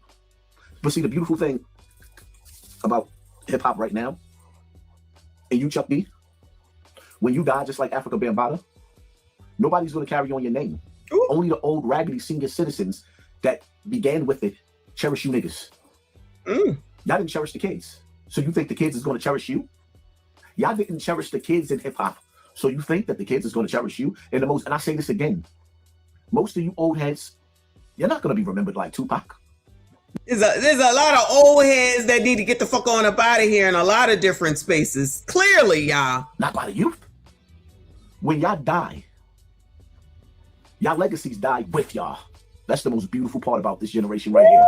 Because the reality of it is, see, the older generation, they come from that era of house Negro and field Negro, and nobody wants to be the house Negro. They act like they don't want to be the house Negro, but really, the house Negro was hanging out with Massa after he came in the barn and had his way with your children. Oh, Lord have mercy. This is where we going, Hassan. Lord help. Viewer discretion is advised, child. Viewer discretion is advised. Then sold them off to another plantation. Yeah, the house Negro was cool with all of that. It was the field Negro out there crying, trying to figure out how to get back their baby on some Django shit. So it doesn't surprise me that Chuck D, you know, the partner of Flavor Flav, that sold us red, black, and green back in the days, and then as soon as Flavor Flav got the first chance he got, he was running around with Foofy, Foofy, Foofy. He was the beginning. He was. Of reality TV show, the downfall of Black America. I could go on and on and on and on. And see, yeah, go on and on. He's talking about Flavor of Love, if I'm not mistaken, when he just, because shout out to y'all from graduating in the 80s, right? I know y'all know that Public Enemy was everything. That was our blackity black, everything between that and Spike Lee. Everything was blackity black, pro blackity black, because I was in there, y'all. I'm telling you, believe it or not, it's pro black, everything's black, everybody black, blackity black, right? On the strength of Public Enemy and the movies that Spike Lee was making. So you couldn't say nothing about no Chuck D. And they was it was Chuck, Flav, what is his name? They got rid of him. The militant child, I forget his name. And Professor Griff. They had to get rid of him because he said something about the Jays. And I think that was it. Maybe it was somebody else or whatever. And then you're so militant, but then whatchamacallit went and started doing Flavor of Love, which was some of the most dumb, weird shit. Flavor of Love and The Surreal Life. Did he do that too? Sold out for the money, I guess. That's what they would have called it then, right? But you so pro-black. What happened? What about all that? Child, he's absolutely right about that. I totally forgot. Shout out to Hassan for the reminder. Do anything for $1. That means you would do anything for anything else, allegedly, maybe, which means that you probably would not say anything about some shit that you saw because you had to go ahead and make sure you got where you need to get. Maybe, kinda, allegedly, I don't know, allegedly. Shout out to Lawrence. Thank you, boo. Thank you so much for your generosity. I appreciate you, as always, supporting me. He said, Auntie, if this was Law & Order Special Victims Unit, would Benson, Stabler, and Finn, also known as Ice-T, defend Hassan, or would they turn the check? I don't know. I don't watch Law & Order because I don't like scary stuff, and that's scary to me. I don't know. Or would they turn the cheek? Would CNN, Roland Martin even dare touch the story? Now, for that, absolutely not. We ain't heard them talk about it. They don't want to talk about it. They not even trying to teach the same community they allegedly care for about finance, money, home ownership, or anything. They can see the same stats that the rest of us see. What are they doing about this high eviction? All they want to say is Black women. All they want to do is talk about what the problem is. They don't have any solution except for say it's Donald Trump's fault. Wait till we get to this damn Al Sharpton shit. They do not provide any solutions. All they say is keep your eye focused right now on Donald Trump. And he's a racist. And that's why, and that's why, and that's why. Not that these things happen all the time when the changing of the guard happens. 1. 2, a lot of those jobs was bullshit anyway. All shit made up because that was the reward for delivering the colors for daggone Joe Biden. We heard the name of that job, the liaison for for Cam and Joe Biden. That made up shit. A lot of made up shit. And the thing is that all the people down here that's cutting for these people and you just don't know yet he racist, y'all ain't getting shit. Y'all ain't getting shit. You're gonna be in the same damn place after all these years. So how come nothing ever changes for the coloreds, even when you get the daggone Democrats in there that supposedly love the coloreds? Don't get me started. I know it's too late. Thank you so much, Boo. I appreciate you. Live from New York. Thank you so much, honey. Said, what Chuck D do? I'm lost on that one. He was defending Bambaataa. Rest in peace. Oh my God. He did so much. He's great for the community. Listen, he did what he did. He did what he did. They said he was the godfather of. Okay. Fine. But they also are finally admitting that they knew what was going on. And they ain't say nothing about it. But these are the same people carrying on about the Epstein files. First of all, no shade. Shout out to the white people. Wasn't no colors down there that y'all got to worry about. Remember, it's all these black girls that are missing all over the place. Y'all worrying about what was going down on Epstein Island. Wasn't no black girls down there. So why y'all worried about it? Because you're focused on Donald fucking Trump instead of focusing on what needs to be focused on that affects us, like this shit right here. Not now. I mean, there's kids who clearly and obviously probably got some issues from it. But like I said also about what goes on in the colored community with the family, and it's okay when they want to leave somebody that, you know, daggone well ain't good for the kids or anybody else around in the family. You know how he is. You know how he is, right? Ignore all that. Ignore all that. That don't matter, child. That is the stuff that we can do something about. Try to tell the colored community, quit focusing on that shit. Ain't nothing coming to your house that says black on it to save your ass. So you get your ass up and you go get it. Do y'all think that these first generation millionaires got a black box come to their house? And most of them, a couple of them, are fucking tethers. And they made it to be millionaires, and y'all still on TV talking about the rats. Like, come on now. Are we ever going to get it together and act like we hear what's actually happening, or just allow shit like this just to continue and ignore it, but sit and point over here with Epstein?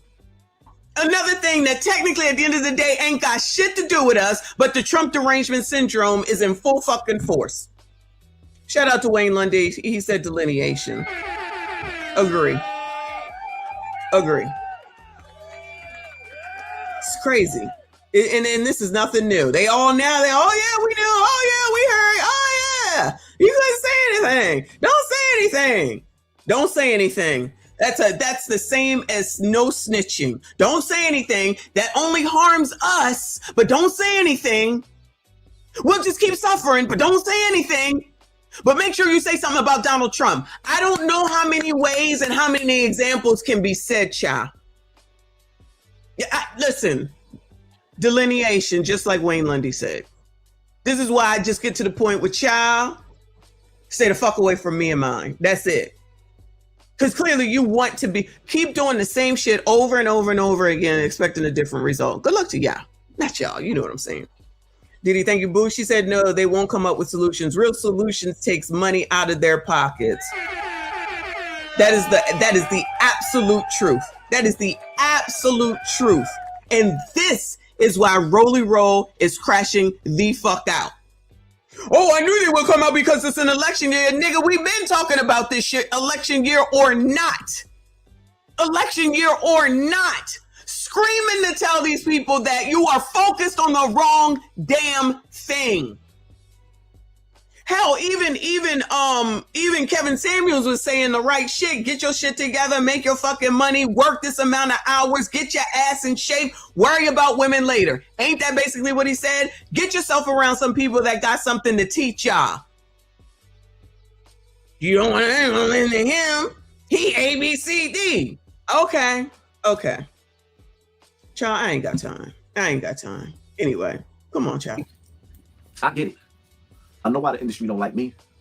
My name right now is ringing bells with this African Bambaataa situation. It's one of the biggest topics in the country. But YouTube decided that they're going to suppress me. This is too much attention for a nigga that didn't go through the door. And that's the problem right there, because to get to a certain level, I can't believe this. In hip hop, in R&B, in the movie theater, we all know that there's a door. Yeah. To get to a certain level, in this world, you have to go through these doors. When I came out, I had a story to tell when I told it. After my story was told, a lot of people didn't want to give me an audience anymore because you can't tell your story more than once and twice, but things kept going on. So people were looking for me, so I created my own platform and I spoke my mind. And when I started to realize that this cult called the Zulu Nation that I was raised in was part of the door. It was a coat. And I started to realize the role that Africa Bambaataa played as I got older. And it gave me an understanding of the industry. So you mean to tell me, out of all of these hip hop greats, these legends, the LL Cool J's, the Ice-T's. Ooh, Lord, don't do it.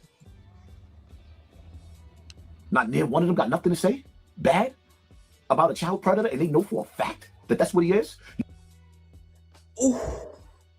Ooh, it hurts.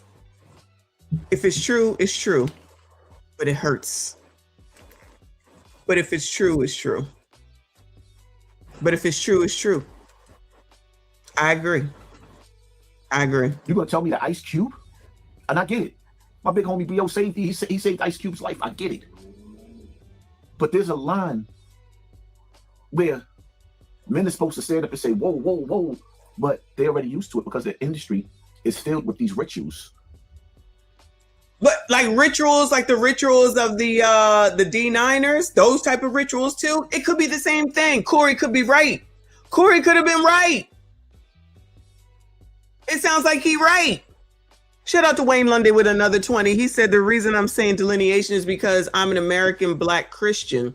I'm not Zulu Nation, nor do I want to figure out what they are about. I'm not trying to figure out what they're about either, except for saying that they would. I heard of Zulu Nation clearly because I know Planet Rock and Africa Bambaataa. I was a kid. It is what it is, right? I also started listening to Hassan about 3 to 4 years ago, and I'm like, I believe him. I don't know. I'm hearing this. Why would a man, especially a Black man, no shade, y'all, come out here and say this shit? It doesn't make sense otherwise. They don't admit the shit. We just listened to all these people that are now like, yeah, I saw it. They ain't say shit. Oh yeah, we knew. They ain't say shit. But Black people got Rolly and the rest of them got Black people focused on the Epstein files when we got the Bambaataa files. Whoever said earlier, every sector has something crazy. For sure. But we got issues in the color community that people that act like they care about us don't give a damn. They don't address the real shit. They don't talk about the real shit. They have Black people focused on shit that does not help the community. How does focusing on Donald Trump help Black people in the community, y'all? Bueller? How? Bueller? How? Bueller? How? This is a good question. Why do they have to take men's masculinity for fame? It's a thing. Corey must be right. Corey must be right. Not about every person he says, of course, but he probably had a clue.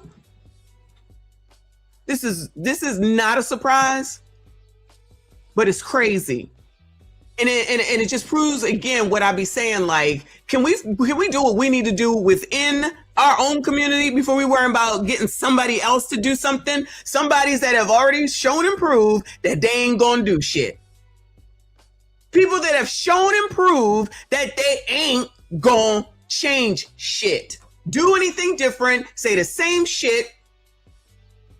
Al, Rolly, Clown, them 3 girls, they bringing the rest of them up to start saying the same thing. And when I'm saying that younger people need to get involved in politics and shit, I'm really talking about like people 35 and under. Because if isn't JD Vance like 30 something odd years old? And there's people talking about, oh, he can't be. He's worse than Trump. He's worse than Trump. 1, how do you know? 2, what the hell has he done to make you think that? 3, what information specifically do you say that for? And 4, who the hell in the daggone Democrat Party is any better that's younger? Who? Child, they're going to have Barron to be able to help him out. He'll probably be the damn campaign manager when JD runs. Allegedly. I could see it happening. But they just think that we just gonna say, not we, they just gonna say, it's racism. Yeah, that's not gonna work. All right, 42. I thought that nigga was 30 something. That's still pretty good. That's still pretty good. Yeah, hit the like button, y'all. Hit the like button. Subscribe if you are new. Shout out to you, boo. I appreciate you. Shout out to Live from New York. Thank you, honey. Said Africa Bambaataa was born in the ATL. That's the story. Goodbye, sir. I really thought that. Goodbye. I was about to say, was he? I'm assuming he probably was born in New York. But why even try to believe you? Because you're from New York. You know, I already have problems with remembering, child. Stop this. And then what I think y'all fail to realize when it comes to hip hop, one half of it went through the satanic door, and the other half of it, which I forgot, they sat down with the FBI and made all types of deals. Child, who are you talking about?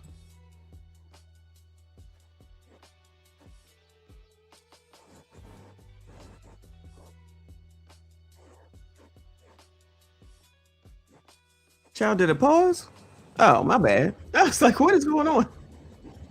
The industry ain't gonna never like me because it's a secret society and all they ask is trust. You ain't gonna have me remain silent. Well, y'all worship the Baphomet and practice evil. Nah. I swear to tell the truth, the whole truth, and nothing but the truth. And that's why you see these big platforms and like they acknowledge in Africa Bambaataa, but they don't want to acknowledge me. They'll throw B Stinger name out there knowing even though he recanted his whole anything and everything he said he recanted. Not me. I would never discredit myself to save evil. What good is a man's legacy when it destroyed half the village? Shit. Ooh. What good is a man's legacy when he destroyed half the village? Well, it's okay because you know you're a white supremacist talking about why you talking points. Why you talking about your own people? Why you always down in black people? Oh, because y'all don't like to hear what's actually true. Y'all like to ignore what's actually true, and that's how you end up with a situation that he's talking about right here. For him and many others, he's absolutely right. Because y'all focused on fucking white people instead of focusing on what the fuck we can do. Child, please. I told a story in the past about a brother named Sipo. He came to America breakdancing to hang out with Africa Bambaataa. And when Africa Bambaataa got done with him, he ran out in the middle of the projects in Bronx River, having a nervous breakdown. When he got back to the UK, he could never get over what happened to him in Bronx River projects. Eventually, he started taking heavy drugs and he jumped in front of a train. Lord. And everybody, his family and friends, attribute all of that pain and that stress and agony for what he experienced with Africa Bambaataa. But that's a story that y'all would never want to tell. And I've been in contact with that brother's family. And it's sad. If you could hear the stories, it would make you cry. Y'all ain't gotta like me. I don't like y'all neither. Swear to God, y'all ain't gotta like me. And I get it. Because my life story, my trials and my tribulations, my pain, my struggle, became my hustle. It became my cheat code. I took a shortcut in life and decided to be me and use my voice and became successful at it. A lot of these niggas out here wanted to be rappers. They wanted the fame. They wanted the limelight. And as dope as they are, they couldn't get it. I didn't have to get next to somebody to be that nigga. I am that nigga. And a lot of y'all don't like that. And I refuse to let y'all break me. After the rain must come sunshine. But don't kill you, it will only make you stronger. And at least, whether you like me or not, when I die, the people out there will know that my voice stood for something. And shout out to everybody out there who's been going hard in the paint to uphold my name and the things that I fought for. And put the stain on Africa Bambaataa's name that he's deserved.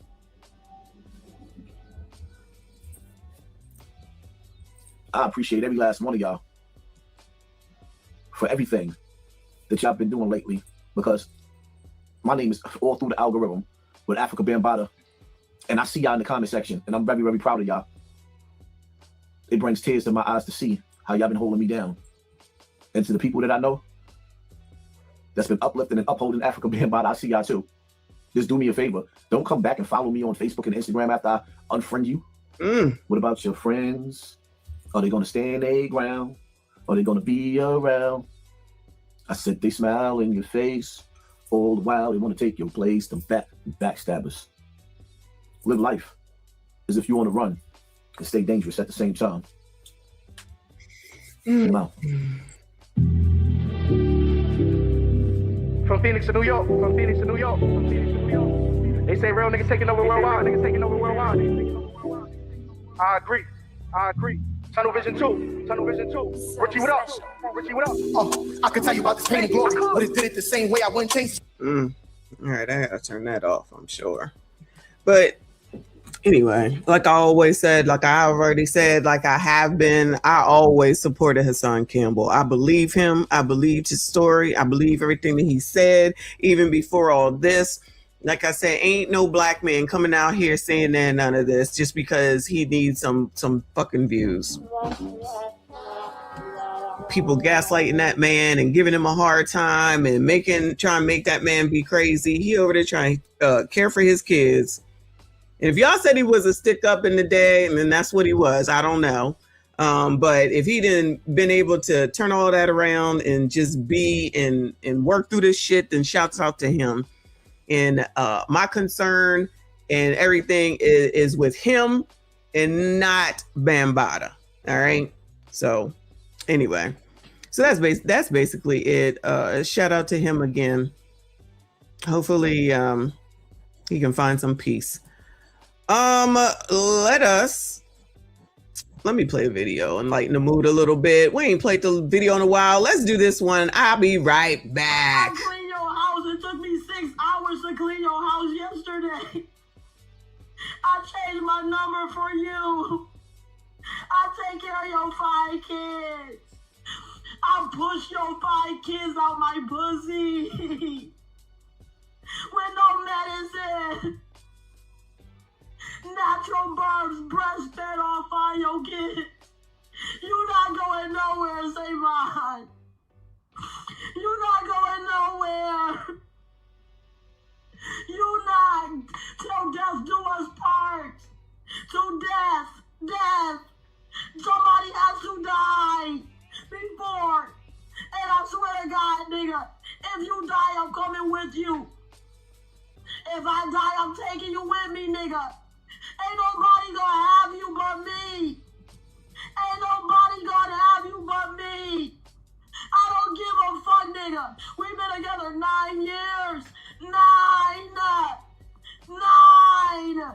It's gonna be 19. It's gonna be 90. It's gonna be 9,000 years.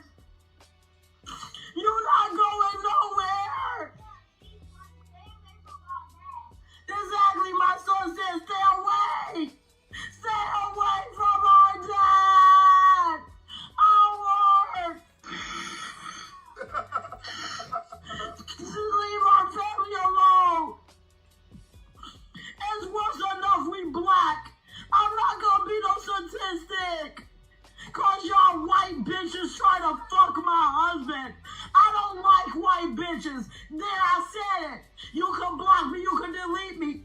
But y'all white bitches always try to fuck my husband. Hey, stay away. Stay away from my family. Stay away from my family. Fight me. Fight me for him. Fight me. Fight me. We ain't seen that in a long time. Woo! Shout out to all of y'all that are still here. All right, we got to talk about OWLS, National Action Network, or some mess celebration, something they had. And this dude, they said, come on up and talk, child. Come on up and talk. And this man had something to say. So it says Melrose Radio 2026 National Action Network submission. So you know that's OWL's thing, National Action Network. So he had something to say. Let's hear it, child. Step up, tell us your name, and briefly, what's on your mind? Hey, yo, as I look around this room, if you're 35 years old or younger, raise your hand. 4 people. So here's the thing. Y'all in trouble. Yesterday, you had Al Green up here talking about we need a Secretary of Reconciliation. And then Oh, Al Green is that Al Green that like senator dude? Because I was thinking of the singer. And that's going to include what he said was reparations, which, by the way, wasn't reparations. Reparations is more than a check, but the very first thing it is a check. And come this year during the midterms and in 2028, if you don't have our check, you won't get no vote. No check, no vote. Yeah, I know that ain't what you want to hear, but that's what's happening. All of y'all in here, with all due respect, you're beautiful, but you're old. You're not talking to the youth. You don't know how to talk to the youth. You're trying to tell us what to do. We're not having it no more. So if you want our vote, you got to come with our paper. We're not scared of Trump. We're not scared of anybody. Biden is a racist. Trump is a racist. Kamala is a racist. And if you don't have our money, you don't get our vote. Yeah, not for you. Oh, all right, yeah, so like I was saying, I'm going to land my plane right there, but the Democrats are no better than the Republicans. No check, no vote. Y'all take care. And somebody get my man a tissue. He need a tissue. Hold on.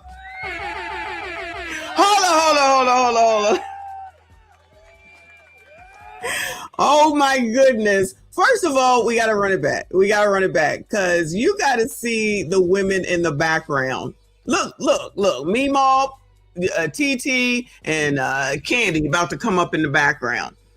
But y'all, he is absolutely right. That's exactly what needs to happen. He can land on reparations if he wants to, child, because I know that I would never see it, so it's not my issue.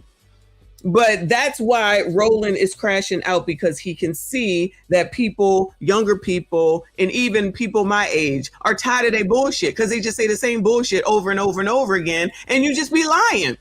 But the many of people that sit up here and just be like, oh, well, Trump is racist. Well, damn it, how the fuck does that change anything? Your boss is racist. Child, all these companies that you go with are racist. Figure it the fuck out. And sitting up here worrying about what the fuck he's doing ain't changing shit. He the most masculine man in the room. Child, this dude right here, he was mad. He took the microphone. Look, watch him. I'm gonna speed it up. What's on your mind? Hey, yo, as I look around this room, if you're 30... Look, he mad already that he held the microphone. He knew what he had to do. 5 years old or younger, raise your hand. 4 people. So here's the thing. Y'all in trouble. Yes. Hold on. You see down here on the left-hand corner, how come this sign languager person don't look like the sign languager person that we be seeing that be all over the place? Somebody is lying with the sign language.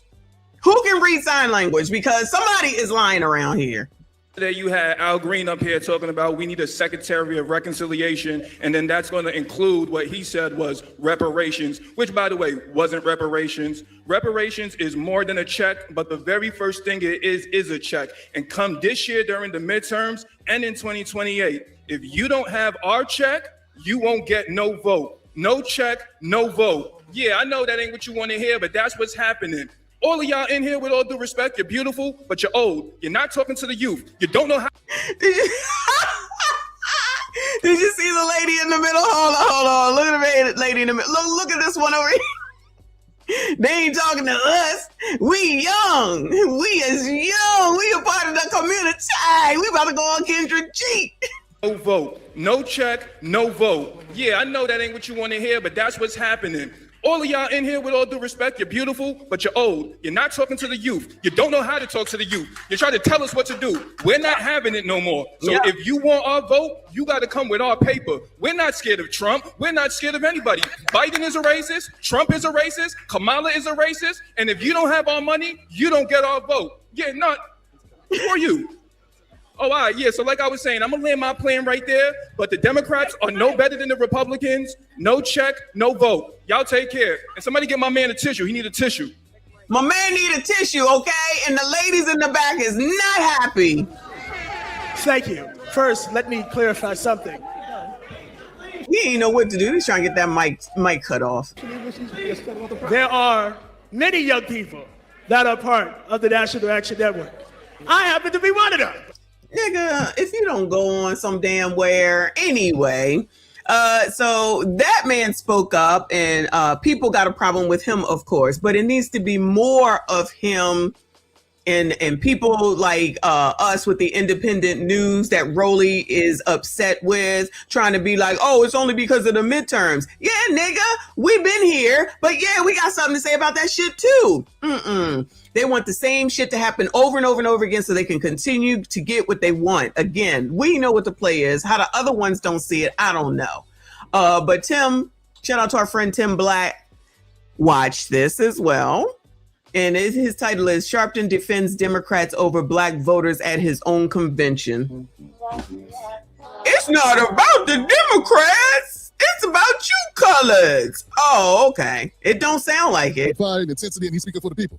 And that's my thing, man. When you have an opportunity like this, you take advantage of it. You express yourself. That's what the microphone is for. If you don't want people to express themselves and be honest about where they're coming from, about what the people want, then why you have microphones? Only to give to a select few? Only to hear what you want to hear. Now the man, Melrose, put it down. He said what the young people are thinking. And pride is cut, Melrose. Some of us older and not so older are also feeling the same way. We've been feeling the same Exactly. I guess he's Melrose. Shout out to him. way for a long time. Now right here, we're going to listen to Al Sharpton's response. Check this out. Let me say, in terms of our report for the year, and then we're going to go on with the program. Our young people are rehearsing, getting ready for this afternoon is our youth day. I heard somebody talk about young people. They tell them just to stay around. They're going to see two people. Afternoon, all of the youth in there. And I don't know, but you get provocateurs because anybody that is talking to somebody younger than them holding the mic, then you know that they paid agents. And if you're so because the dude that was holding the mic is younger than the dude that was speaking, that means that he was a paid agent. That don't even make no damn sense, nigga. Just out here saying shit. So, and then you see this auntie, going along with it. The room, if you don't like me saying that, I'll say it again. Because you cannot get reparations without putting people in office that's going to pay them. Oh, so did he not get your Biden in? Did he get paid? Did him and the colored community not get Obama in? Did anybody get any reparations? Did they help Clinton get in when he signed the crime bill? Any reparations? Y'all just love listening to this nigga. Y'all just love listening to this nigga. Y'all love that. Shout out to RBN. Y'all love to be scammed. Y'all love listening to people that tell you the same dumb shit that don't make no damn sense because y'all don't use your damn brains. And then you want to sit up here and say that it's somebody else's fault. It's Donald Trump's fault. It's John McCain's fault, child. Anybody else's fault. No, it's your stupid ass fault. Your dummism has kicked the fuck in. And you fall for this shit. You listen to what this nigga just said? The reason why he said that is because he's a provocateur because the dude that was holding the mic is younger than him. What the fuck does that have to do with anything? They're a bunch of old fucking relics. Y'all don't listen to nobody old any other time, but y'all want to fall in line with this nigga, and that nigga rolling, and the rest of those niggas. You need to lead a state. You need to lead a country. Still here. You gonna be put back in chains. Still here. You gonna be slaves. Still here. You gonna be picking cotton. Still here. Child. So talk that ignorance somewhere else. And if you're in the room, if you don't like me saying that, I'll say it again. Because you cannot get reparations without putting people in office that's going to pay them. Ain't nobody paid them yet. All these Democrats that's been in office since the Democrats loves the colored community so damn much. And y'all still rock with these motherfuckers. And then they'll say, oh, well, what are Republicans going to do? You motherfuckers never give them a chance. You're never going to find some shit out if you don't try some shit. Y'all won't even talk to damn Donald Trump. Remember how they backed up Steve fucking Harvey? They backed him right back the fuck down. Oh, yeah, that don't matter, right? Forget all that. Forget all that. These niggas saying they know best for y'all. Fuck them. They don't know best for me. They can know best for y'all. I don't need these motherfuckers to talk for me. Fuck them. Excuse me. I know more than these relics. He was absolutely right with what he said. There ain't no offense against it. We gonna try to act like Al Sharpton ain't old Bueller. Are we really gonna try to act that way? National Action Network. That nigga making hand over fist. That nigga saying everything is racist. That's how the hell we got this daggone drop. Oh, you're being a racist! Racist! But I guess you can't believe him because he's white or whatever the hell chink is. Shout out to Reaper. I apologize. Thank you, Boo. He said, I blame the cold queen Jean. Messy share. Leave that man alone. Also, I sent the something poop scene for a lap. The MSDs are not the issue. Trust me, it is definitely the MSGs led by your leader, the head jackass in charge. Shout out to my fave. He said, laugh out loud. He dropped the mic on some Randy Watson-ish. And he did. Shout out to, I guess his name is Melrose. I'm gonna have to go back and follow that channel. I didn't realize that was his channel. Thank you so much, hon. Thank you for another 2. He said, Al can barely fit his head through the collared shirts. Look at him. Old. That's why they still saying shit like, oh, we're going to go boycott Target. It's not going to work. Oh, it worked. Oh, it worked. Oh, okay. Did y'all buy any stock? Because I certainly did. Did y'all go buy any stock when it dropped? Did you actually sell your stock with him not even giving you an idea what you should do next? Did y'all go and buy something else? Or did y'all just sell it on the strength of trying to be a part of something? Because the head color that's rich, mind you, let's take a second, child. Hold on. Let's just take a second, okay? All these MFers that y'all be listening to, what do they all have in the fuck common, Bueller? What all do they have in common? They all rich. They all got money, and they ain't giving it to none of y'all. They ain't giving y'all no damn tips. They ain't trying to help y'all figure no shit out. They just want y'all to listen and say that you can't get shit because because of the racism, even though we got shit. Bueller, make it make sense. Y'all can't get nowhere because Donald Trump stopped the $11 million over the term of 25 years, and now y'all can't get shit. Rolly, y'all black kids can't make it to Washington, D.C. Nigga, I always have been able to get to Washington, D.C. That ain't because of, and if I couldn't, it ain't because of racism. It's because, child, my mother ain't feel like going. That's the only reason. So I go my damn self now. Just the shit that they say, if you pay attention, it makes no sense whatsoever. Y'all continue to listen to them. And you think they ain't getting nothing from it. If they so into blacks, why do Cam pay them? And I'm not against anybody getting paid for their services. Trust me when I tell you, I'm not. But the color community is the community that tries to down people and act like it's crazy that they should get paid for the services that they fucking provide. Bueller, say I'm lying. Say I'm lying, but then we'll willingly go give money to Dr. Umar for him to talk at y'all's damn schools, and he charging these crazy ass prices. Now the school built. That school was already standing. Still ain't open. Oh, next year. And as long as he keeps saying, oh, next year, what are you doing for the community? I'm trying to tell you, motherfuckers, but y'all don't want to listen because you want to listen to these old motherfuckers that's using the same tactics on your ass over and over and over again. Don't y'all come through later on in life and get up on this daggone internet or one of these talk shows talking about you feel like you was scammed and now you want to go and sue Al Sharpton. I'm going to laugh in your fucking face. I'm going to laugh in your fucking face. Because y'all ain't trying to hear nothing. Y'all ain't trying to change nothing. Y'all just trying to sit here and act like you so blackety black by being led by black people that don't give a damn about you as they continue to get richer and richer, deliver y'all's asses, you in the same damn spot. I don't even know how many times I can say this shit over and over and over again. Y'all supposed to be the people that ain't scared no more. We ain't the same blacks as our ancestors.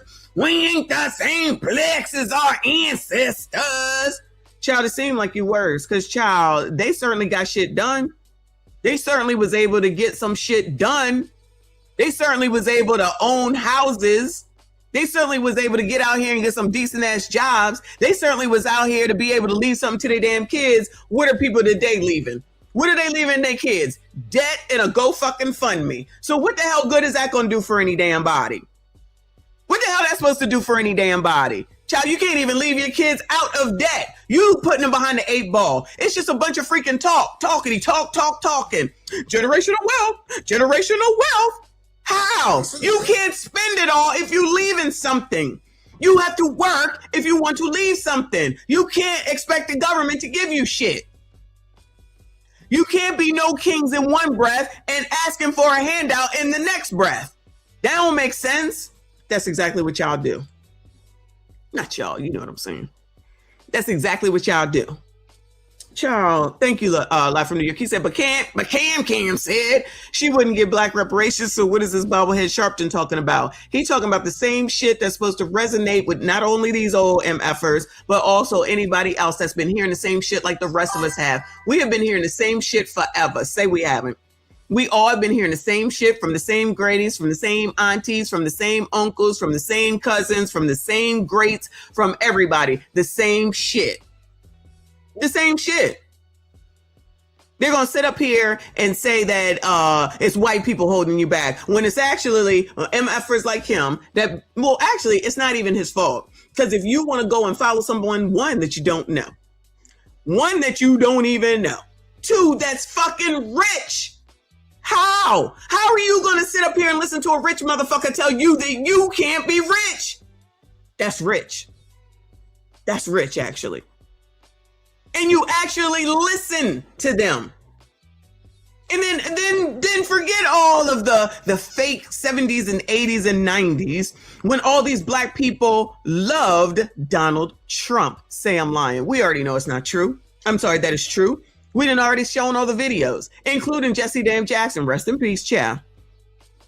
You sat up here and you certainly was able to capitalize off of his name. You certainly took all the help that he gave. You certainly took all the damn money. He didn't help this one, that one, and the third. Y'all was talking about him in all the rap music. Now all of a sudden he's a racist. Now everybody that's a Republican is a racist.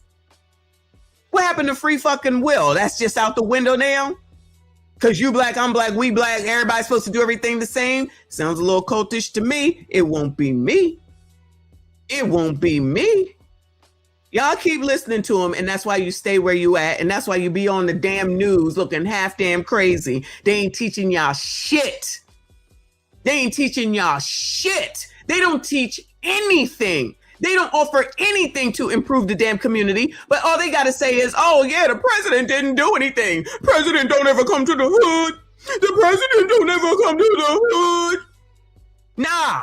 That ain't their job to come to the hood. Y'all conveniently forget all about the senators, the aldermen, the councilmen, the governors, the mayors. Y'all conveniently forget all about them. They don't matter. They don't matter. You absolutely right. It has, right? Shout out to G. Got me all riled up. You are right. I'm feeling no pain right now. Y'all ain't shit. Y'all be calling me out. Who did I miss? Shout out to Wayne Lundy. Thank you, Boo. He said, I never liked Al, and I definitely don't like Ozempic Al in his turtleneck. Go back in your shell. Oh, my goodness gracious. This chat is a mess. Shout out to Reaper. Thank you, Boo. MSG. All right. I still love y'all, regardless of everything. I still love y'all. Shout out to Wayne Lundy. I appreciate you, honey. He said, I've said it numerous times. Please stop voting, old people. Not us. You know what I'm saying. I know what you're saying. I know exactly what you're saying. No, they're going to continue to say the same things to their family and lead them down the same rabbit hole that gets them nowhere. Gatekeepers. Thank you, Quelly. The same gatekeepers that's actually losing the gate. They're actually losing the gate, in my opinion. Not enough, but that's okay. A little bit at a time, a little bit at a time. That's why we're going to keep talking about it and talking about the hypocrisy, because it's all hypocritical. Thank you, Boo. He said, let's add Denisha Delancey, the list of sisters who lost their life with Denisha Delancey. Is that new? Did you send it to me? I ain't heard about that one. Let me go back to this mess, child. Hold on. This mess. Get on my nerves. So talk that ignorance somewhere else. So insult your own. I love black people. Let me go ahead and insult you because you have a difference of opinion. Just because you're telling the truth, because everyone in this age, the median age in here is probably 75. No shade, old people, but let's be honest now. Y'all old. And y'all using the plays from way back in the 50s and the damn 60s. And this is 2026. This is 2026. Come on now. And then all they got is insults. So Al is insulting, Rolly is insulting. That's all they got. That's all they got. And y'all allow that shit. Hell, even Jamal was insulting y'all. So people talking about we have been for all of our existence fighting for reparations, made every candidate pledge to it. Fighting for reparations, and how much y'all got from it, Bueller?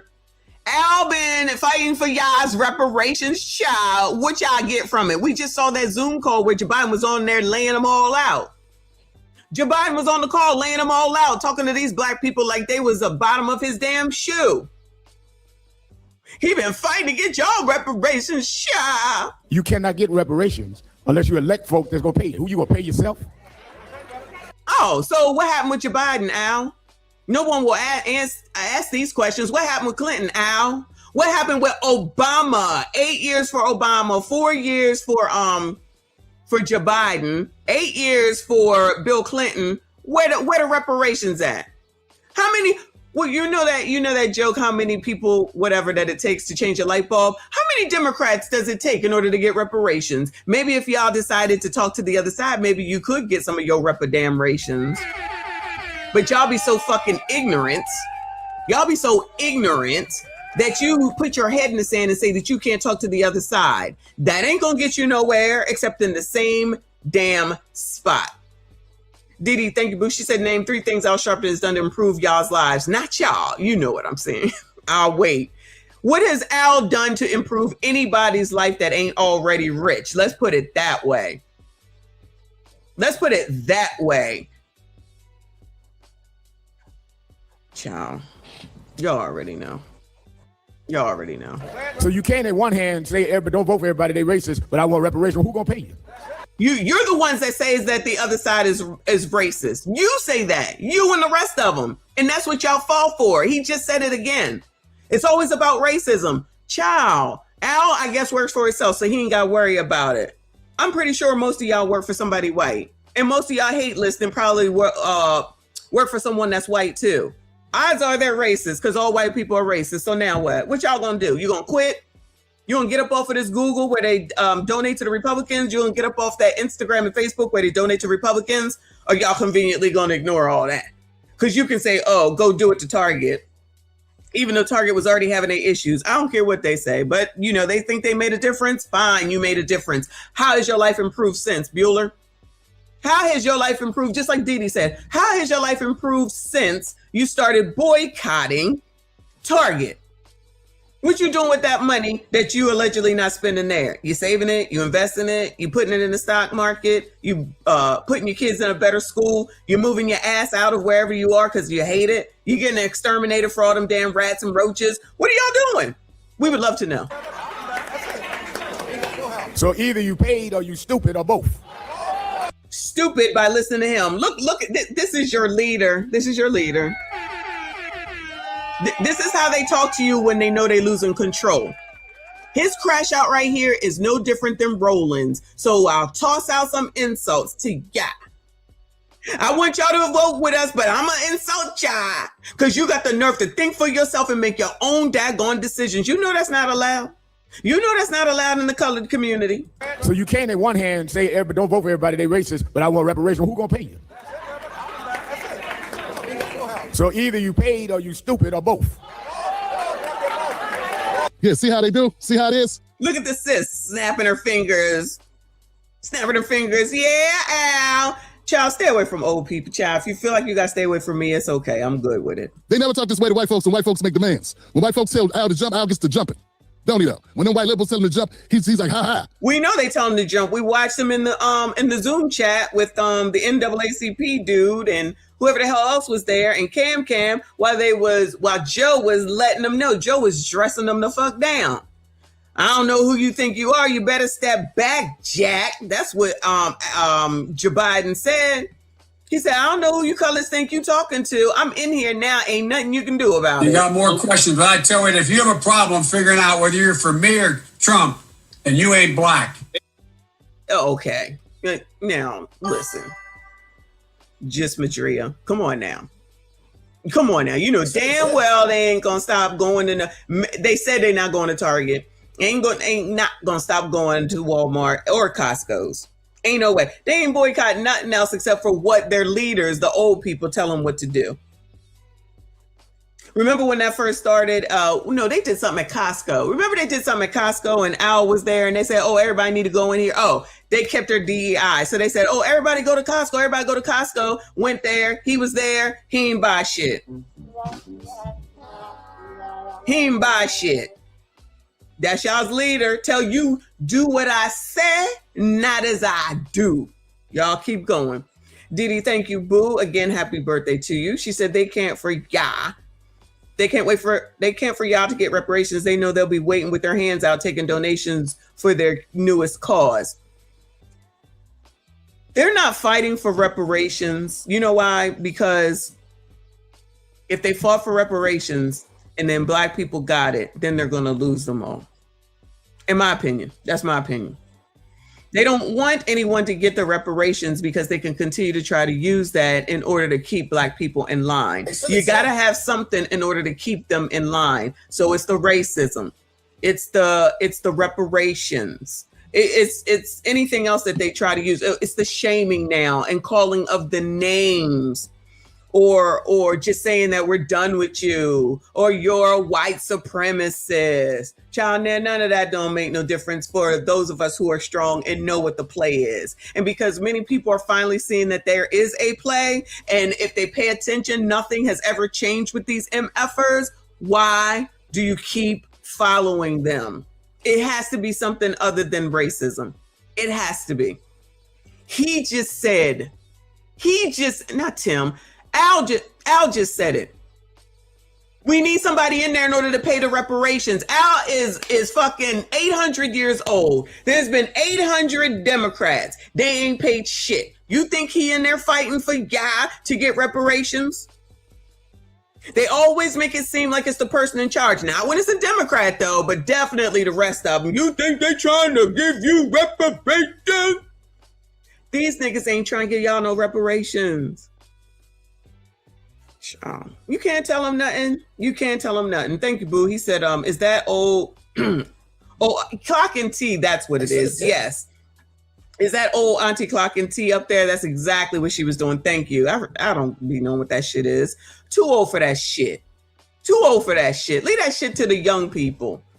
Shout out to Wayne. Thank you, boo. He said, we don't want nah, and they don't know nah. Give me my reps, Al. You're part of that team. He ain't trying to give up nothing, but he took that money from Cam now, didn't he? If he really cared about anybody else, he has enough money. Let me ask y'all a question real quick, and then I'm gonna move on to something else. If Al and Rolly and the rest of them have money and they're already rich, why didn't they let a new, younger, coming up journalist person take the interview with Cam, and so that they could showcase their skills, they could get paid, and they could get some spotlight? Why didn't they do that? Why didn't they do that? And now that you had Cam at this national NAN event, child, the NAN event, did they bring anybody young in to be able to get in front of Cam and ask her some questions, get the opportunity to get in front of a political person of some stature, regardless of how we feel about her, some of stature? Are they passing anything along to the younger persons? Are they doing anything to help the younger persons?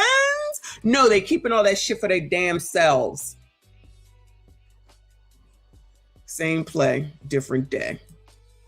Anyway, let's go over here to Clarence Henderson. I don't know who the hell this is, but Right Wing Angel said, Clarence Henderson says, if America is so racist, why are people dying to come here, but no one is dying to leave? Woo! Oh, no. Faith requires courage if we're going to walk by it. And so I have dedicated my life to help bridge that gap so that in America, we start perishing together as fools and start living the life that America affords us. That's where I stand right now. And I am so concerned about the inner conflicts that's going on in America, how we're destroying America from within. As you heard me say it in my speech, is that we're dealing with an agenda. If America's so racist, why are people dying to come here, but nobody's dying to leave? So we that understand what America's all about have to stand together and fight so that we can preserve the freedom and dignity of America, and for our people coming behind us, our children. What kind of America will leave them if we don't stand up for what we believe in right now? Correct. So that we can preserve the freedom and dignity. Well, damn, I don't know who Clarence is. It says Mr. Clarence Henderson lived through real racism, so I'm pretty sure he's more equipped to speak on racism in America today than an 18-year-old white college student attending a $50,000 a year university. Of course, that is true. What I want to say is that if it is so bad and all these people that have the means that be telling everybody else what to do, the same people we've been talking about, why aren't they leaving but telling y'all to leave? And a lot of people have left. I don't even think it's just because of Donald Trump. A lot of people have left because I follow those pages that discuss expats and all that type of stuff. So plenty of people have left, even Black people, particularly Black women, right? But we've seen other people who have left and then they want to come back. They said something went wrong. Remember the lady in Mexico that said the kid got sick because it had a enigma or something inside of them, and they had this issue or that issue, and now they had to come back or determined to come back because they need better medical care. Didn't Ellen leave and try to come back, and Rosie O'Donnell leave and wanted to come back? All this, I gotta go if Trump become president. He's still president, they try and come back. I'd be so confused. Because the racism didn't go nowhere. So why y'all want to come back? It's so bad. Remember there was another girl, I forget where she was, a Black girl that was crying and complaining about, oh, it's not what she thought it was, and she want to come back. She want to come back. Girl, they should be made to stay away. I mean, I know you can't, but they should be made to stay away. You made your choice. You made your damn decision. Live with your choices. How about that? Nah. I mean, I know you can't keep people from coming back, I guess, but then they want to say that everybody else should stay. Oh, is that what it is? Child, please. These people get on my damn nerves. Anyway, so shout out to Clarence Henderson and the Right Winged Angel for that bit of information. Let me move on to this shit right here, because I never heard of it. We going to TikTok. One more thing, and then I'm done. No, I might not get to the other thing because it's like a half an hour and it's already 20 minutes after, or 2.5 hours. Shout out to y'all. 2.5 hours. Let's go to TikTok though. There's something called Flex app that helps you pay the rent. See, this is the type of stuff that they should be trying to help y'all with, to say, child, the only thing that's gonna pay your rent is the fucking money, okay? Ain't no app gonna help you pay the rent. I'm not sure I really understand this, but this sounded so crazy when I found it. I don't know how I found it. So this is an app called Flex, rent on your schedule, okay? Rent on your schedule. Reading an article about an app called Flex. From my understanding, the purpose of Flex is to take your rent payment and to break it up into 2 or 4 monthly installments. And in theory, how? I want my rent every month. In theory, that sounds like a great way to ease the burden of paying rent each month. But in many cases, just like this one, the theoretical outcome is not how it's working in real life.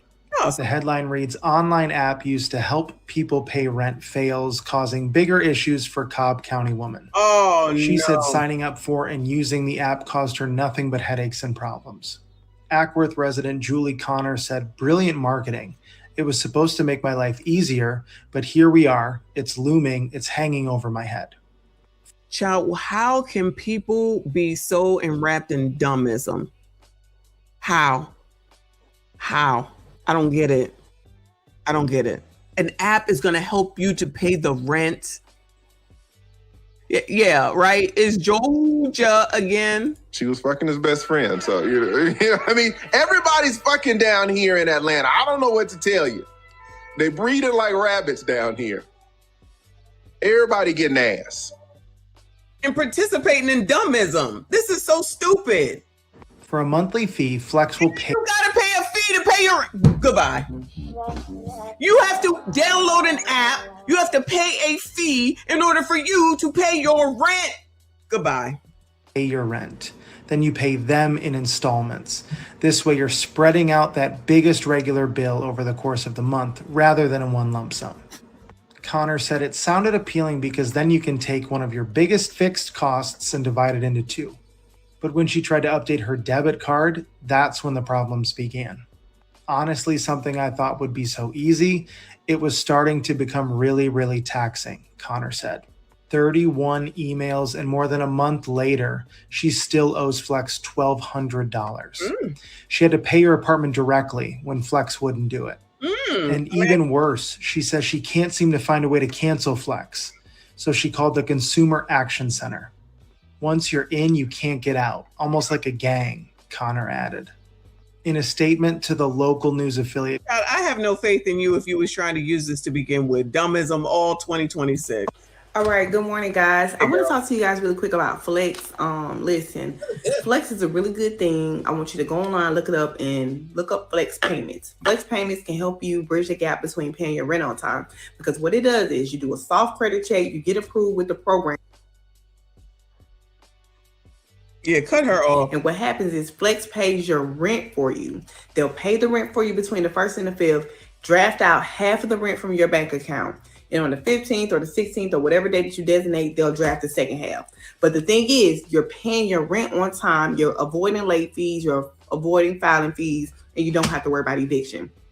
Listen, if you're struggling or if you're having a hard time trying to meet those deadlines with rent payments, look into using Flex.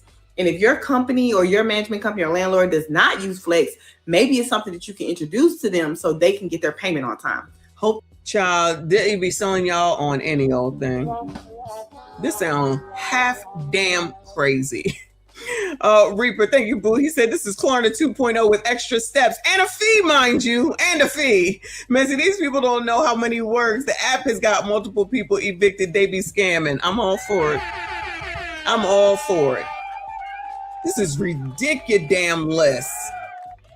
Oh my God. Anything that's dumb, people will do it. This information helps. Paying your rent, seeing the money leave your bank account, and then your landlord contacts you and says that your rent was never actually paid. This is exactly what some people on social media are claiming happened with Flex. If you've never heard of Flex, maybe you've heard of Affirm, Afterpay, or Klarna. Flex is basically the same, but it specifically exists for paying your rent. So in other words, it is the same.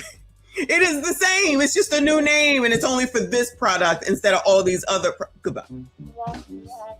And why would anyone want to come out and even get this daggone thing? Meaning the person who's in charge of Flex, okay? Knowing that people ain't paying shit. They already got their McDonald's and said they ain't paying the shit back.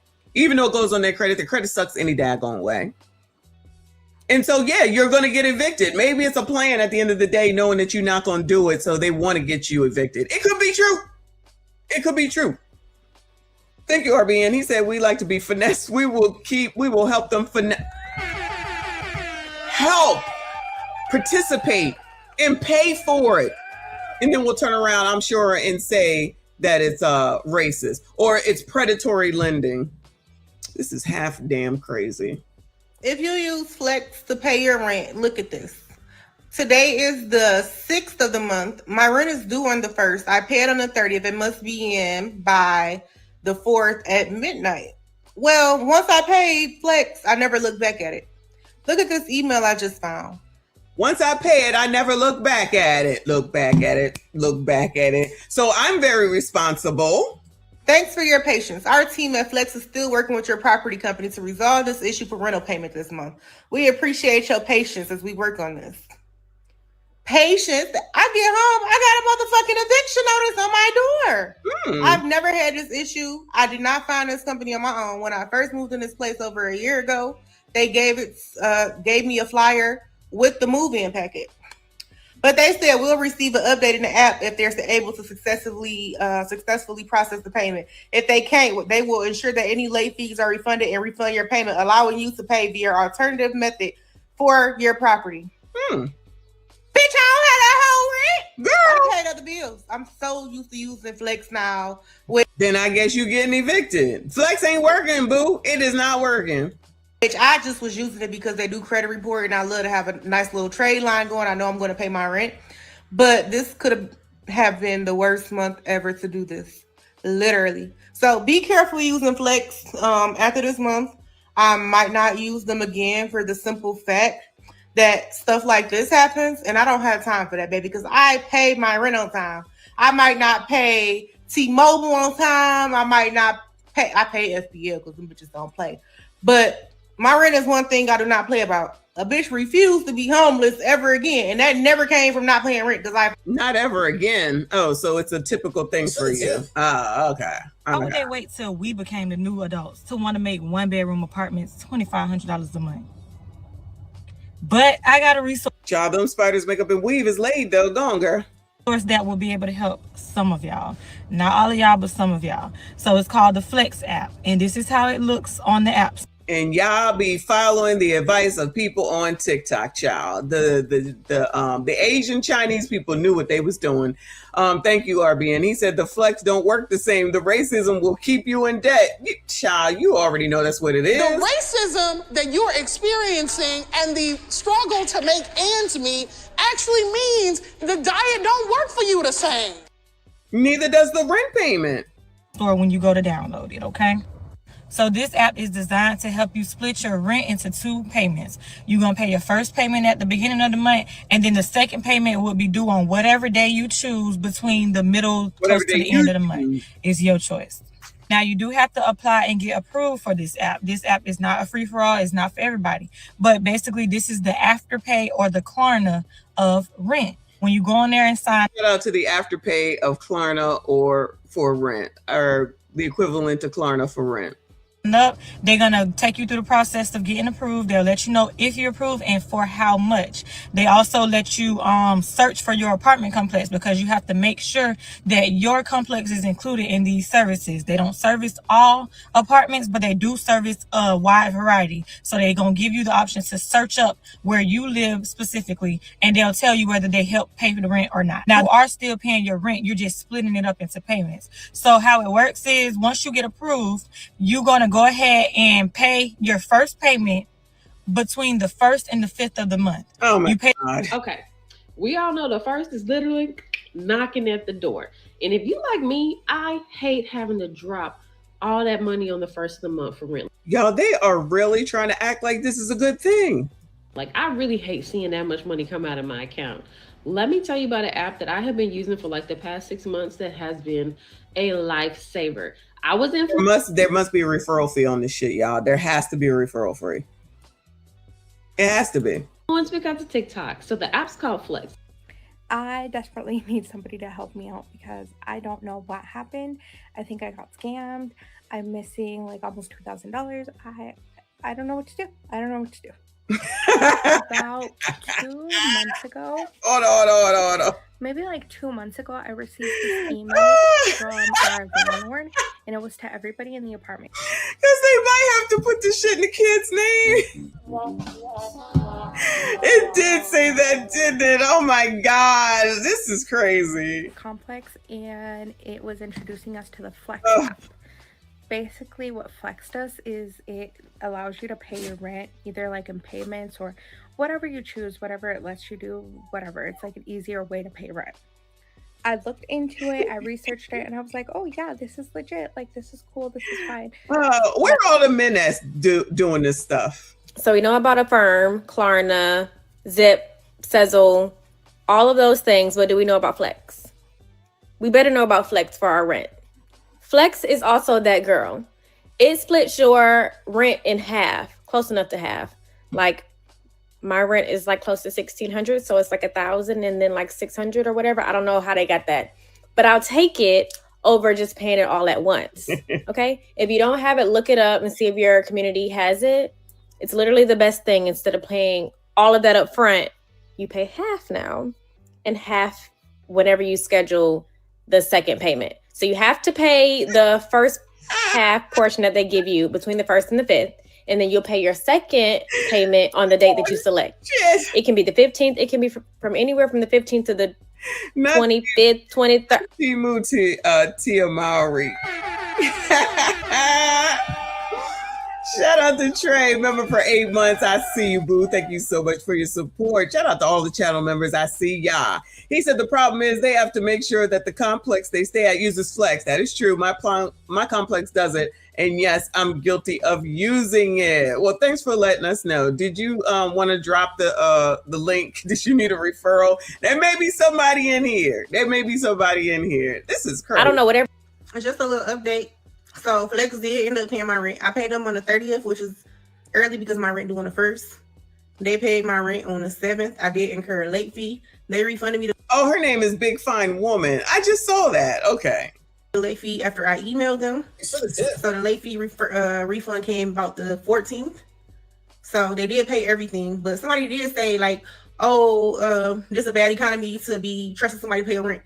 Exactly, because the motherfucker can file bankruptcy any minute. I've been thinking about filing every motherfucking day with all these bills I got and compare it to the income. It's just a little update. So Flex did. Okay, got it. So the Flex, did the payment go through? No. Okay, got you. It kicked it out. It said I owe $1,900, and okay. I didn't have $1,900. I took what I thought I would owe. That's why I asked her, was my rent higher? Yeah, so basically you're just trying to make your payment right now because Flex, it didn't, it wasn't approved. It kicked it back. Yes. And the only amount that why they be putting these people on the internet like this? This is a mess. Selling each other out. you're able to pay is just the balance, not with the late fee. Is that correct? Correct. And you're trying to pay it now? I need to pay the late fee. I can pay it. I just can't pay it today. Okay, yeah, I'll take the late fee off so that you can make your rent payment. Go ahead and make your payment in the next 10 minutes, and then I'll add the late fee on, and then you can pay the late fee at a later date, okay? Okay, that'll work for me. Awesome. That's what I was going to ask Gracie. I don't know if she understood. No, I got you. I'll take care of it right now. Thank you so much. Oh, I have one more question. Of course. Can you let me know, are they going to send me something? Oh my goodness. I can keep listening to Al. I'm sure your life will improve. Hiram, thank you, boo. He said half damn crazy. It's full damn crazy, boo. This is full damn crazy, child. This is crazy. Shout out to Wine Solo POV for becoming a member. Thank you so much, boo. I appreciate that. If you've been in here, thank you so much for supporting the channel. Again, shout out to all the channel members. If you have not, please make sure y'all hit the like button for me. Subscribe if you are new. Big Boy says, shut this ish down. Listen, I'm about to shut it down, child. It's 2.5 hours and I'm tired. And I got to take my next batch, even though Jean Lay say that it's kicked in. I want to make sure it stays kicked. It stays kicked all night. Thank you, boo. I appreciate you. Shout out to you for hanging in there. Shout out to Queen. Thank you, boo. She said, I wonder if the app is sponsored by... Oh, no. Did I get that one? I need to get the one in the pink pants. Somebody sent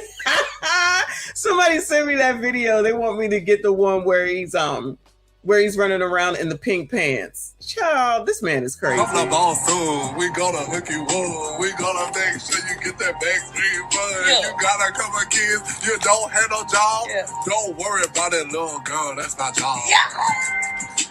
Come in by your Texas. I gotta get the one with the pink pants.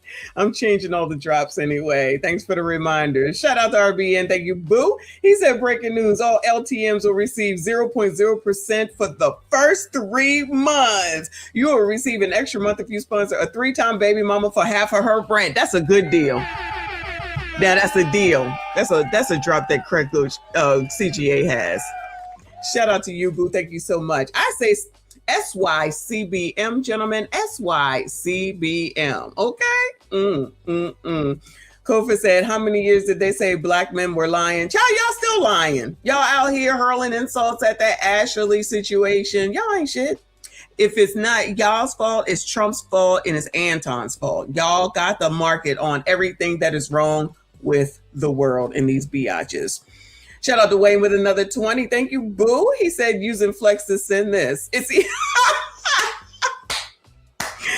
easy, and you can make $3,000 if you download my link. Y'all better go get it now. Y'all are crazy. Let me see what the hell else is going on here. And then this lady is the rental person. We're working in the rental office, this lady here, and she's just putting this woman's business out here on the daggone child. So here's a quick breakdown of like what Flex is and how it works. I don't want to hear it. Sorry, y'all. I look rough as hell. but I have to come on here and give a review for something that I found here on TikTok. And I don't know if I want to like warn people, I guess, but let's talk about it. Hurry up. So with Christmas coming up, I honestly didn't have enough money to make my full rent on the 1st. So I signed up with an app called Flex that I found out about on here that basically pays your full amount of rent on the 1st, and then you pay them half a payment on the 1st and then another half a payment on the 15th. Now, this is not my first time that I have used Flex. I have used them before and had issues before, which is why I canceled my account. Oh, yes, but I you did it reopened again. my account because I didn't have money to pay my full amount of rent on the 1st. So I made my Flex account on the 27th, and they told me the money would come out on the 1st and they would pay my rent on the 1st. Cool. The 1st comes around. I went to go see if they paid my rent. They didn't. So I went to go check the Flex account, and they said that they couldn't link to my property. So I linked the account and then went on about my day.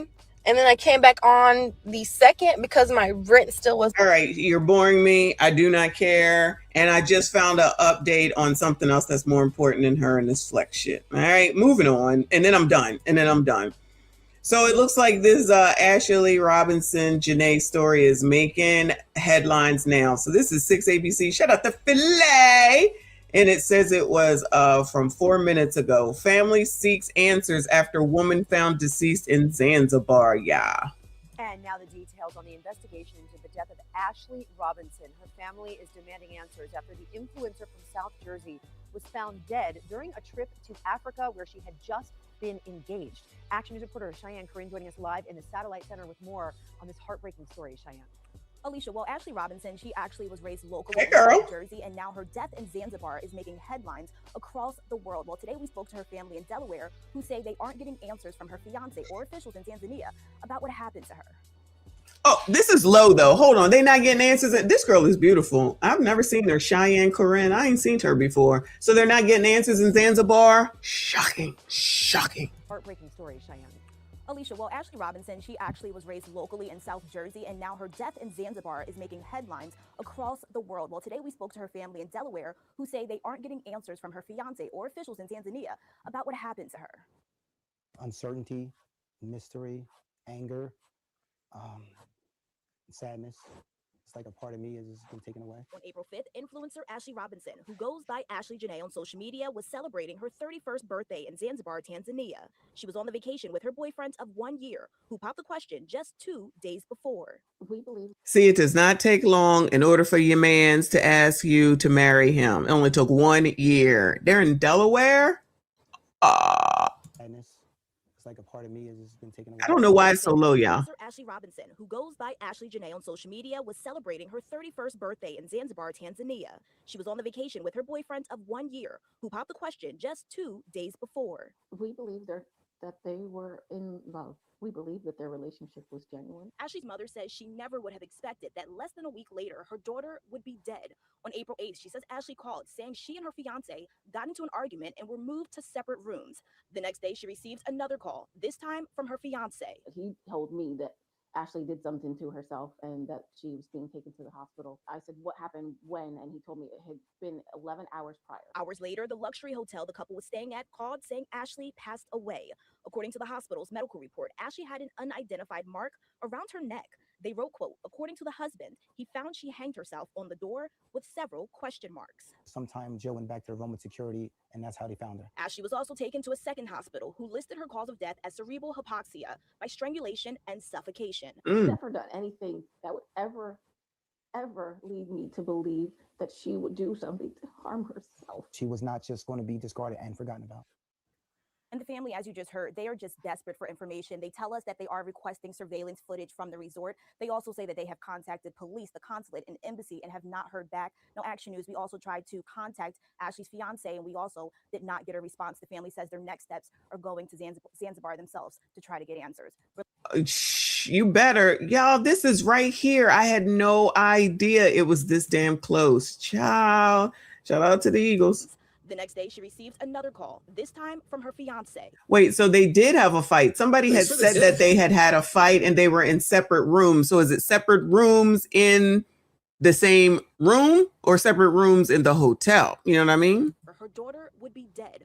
On April 8th, she says Ashley called saying she and her fiance got into an argument and were moved to separate rooms.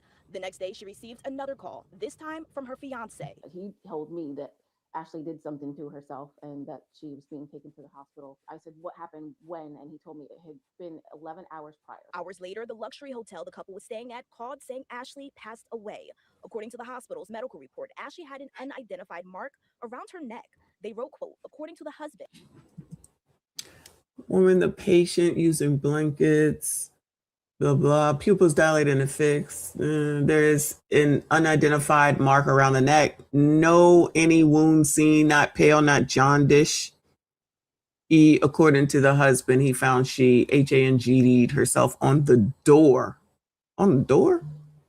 Secondary survey, RS bilateral chest. Child, I don't know what none of that means. Report, Ashley had an unidentified mark around her neck. They wrote, quote, according to the husband, he found she hanged herself on the door with several question marks. Sometime Jill went back to the room with security, and that's how they found her. Ashley was also taken to a second hospital who listed her cause of death as cerebral hypoxia by strangulation and suffocation. She's never done anything that would ever lead me to believe that she would do something to harm herself. She was not just going to be discarded and forgotten about.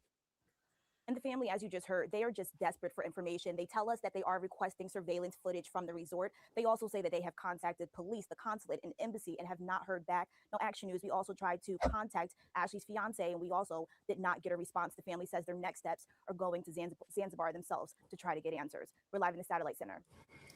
Woo, Lord help your people. I was thinking the same thing, Nicole. I was thinking the same thing. Unless it's just you put it on the door, you put it on you, and then you just flop over or something. I don't know. I did not realize it was this close, y'all. You know we on it, though. Now I got to search some of the other stations and see what it is that they have. They're going to be going to Africa. Do you think that the African people are going to be looking into it like really like, oh, we got to find out what's going on? I'm pretty sure they're not. And why isn't the fiance saying anything? Let me see. Hold on, Gmail. Why isn't the fiance trying to talk to nobody? Now he ain't got nothing to say.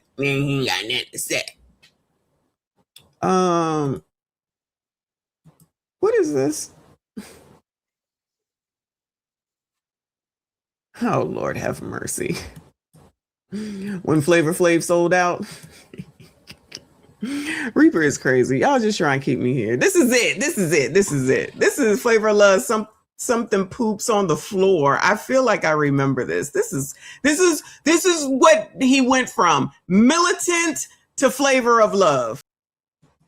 Y'all, I'm done. I am done on that. What in the holy heck? I cannot. This is where Flavor Flav went from militant to this shit. Like literally. Literally from Flavor Flav to this shit. I'm done.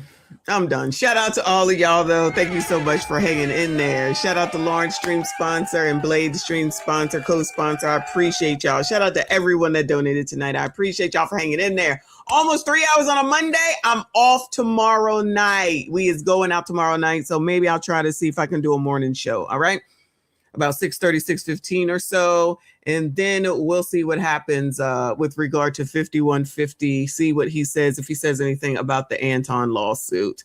So then after that, I won't see y'all until Wednesday. But I'm gonna have videos out. Make sure you watch the videos. Make sure you like them. Make sure you hype them. I appreciate y'all. Make sure you turn on the notifications. Share the video. I'll see you all in the next one.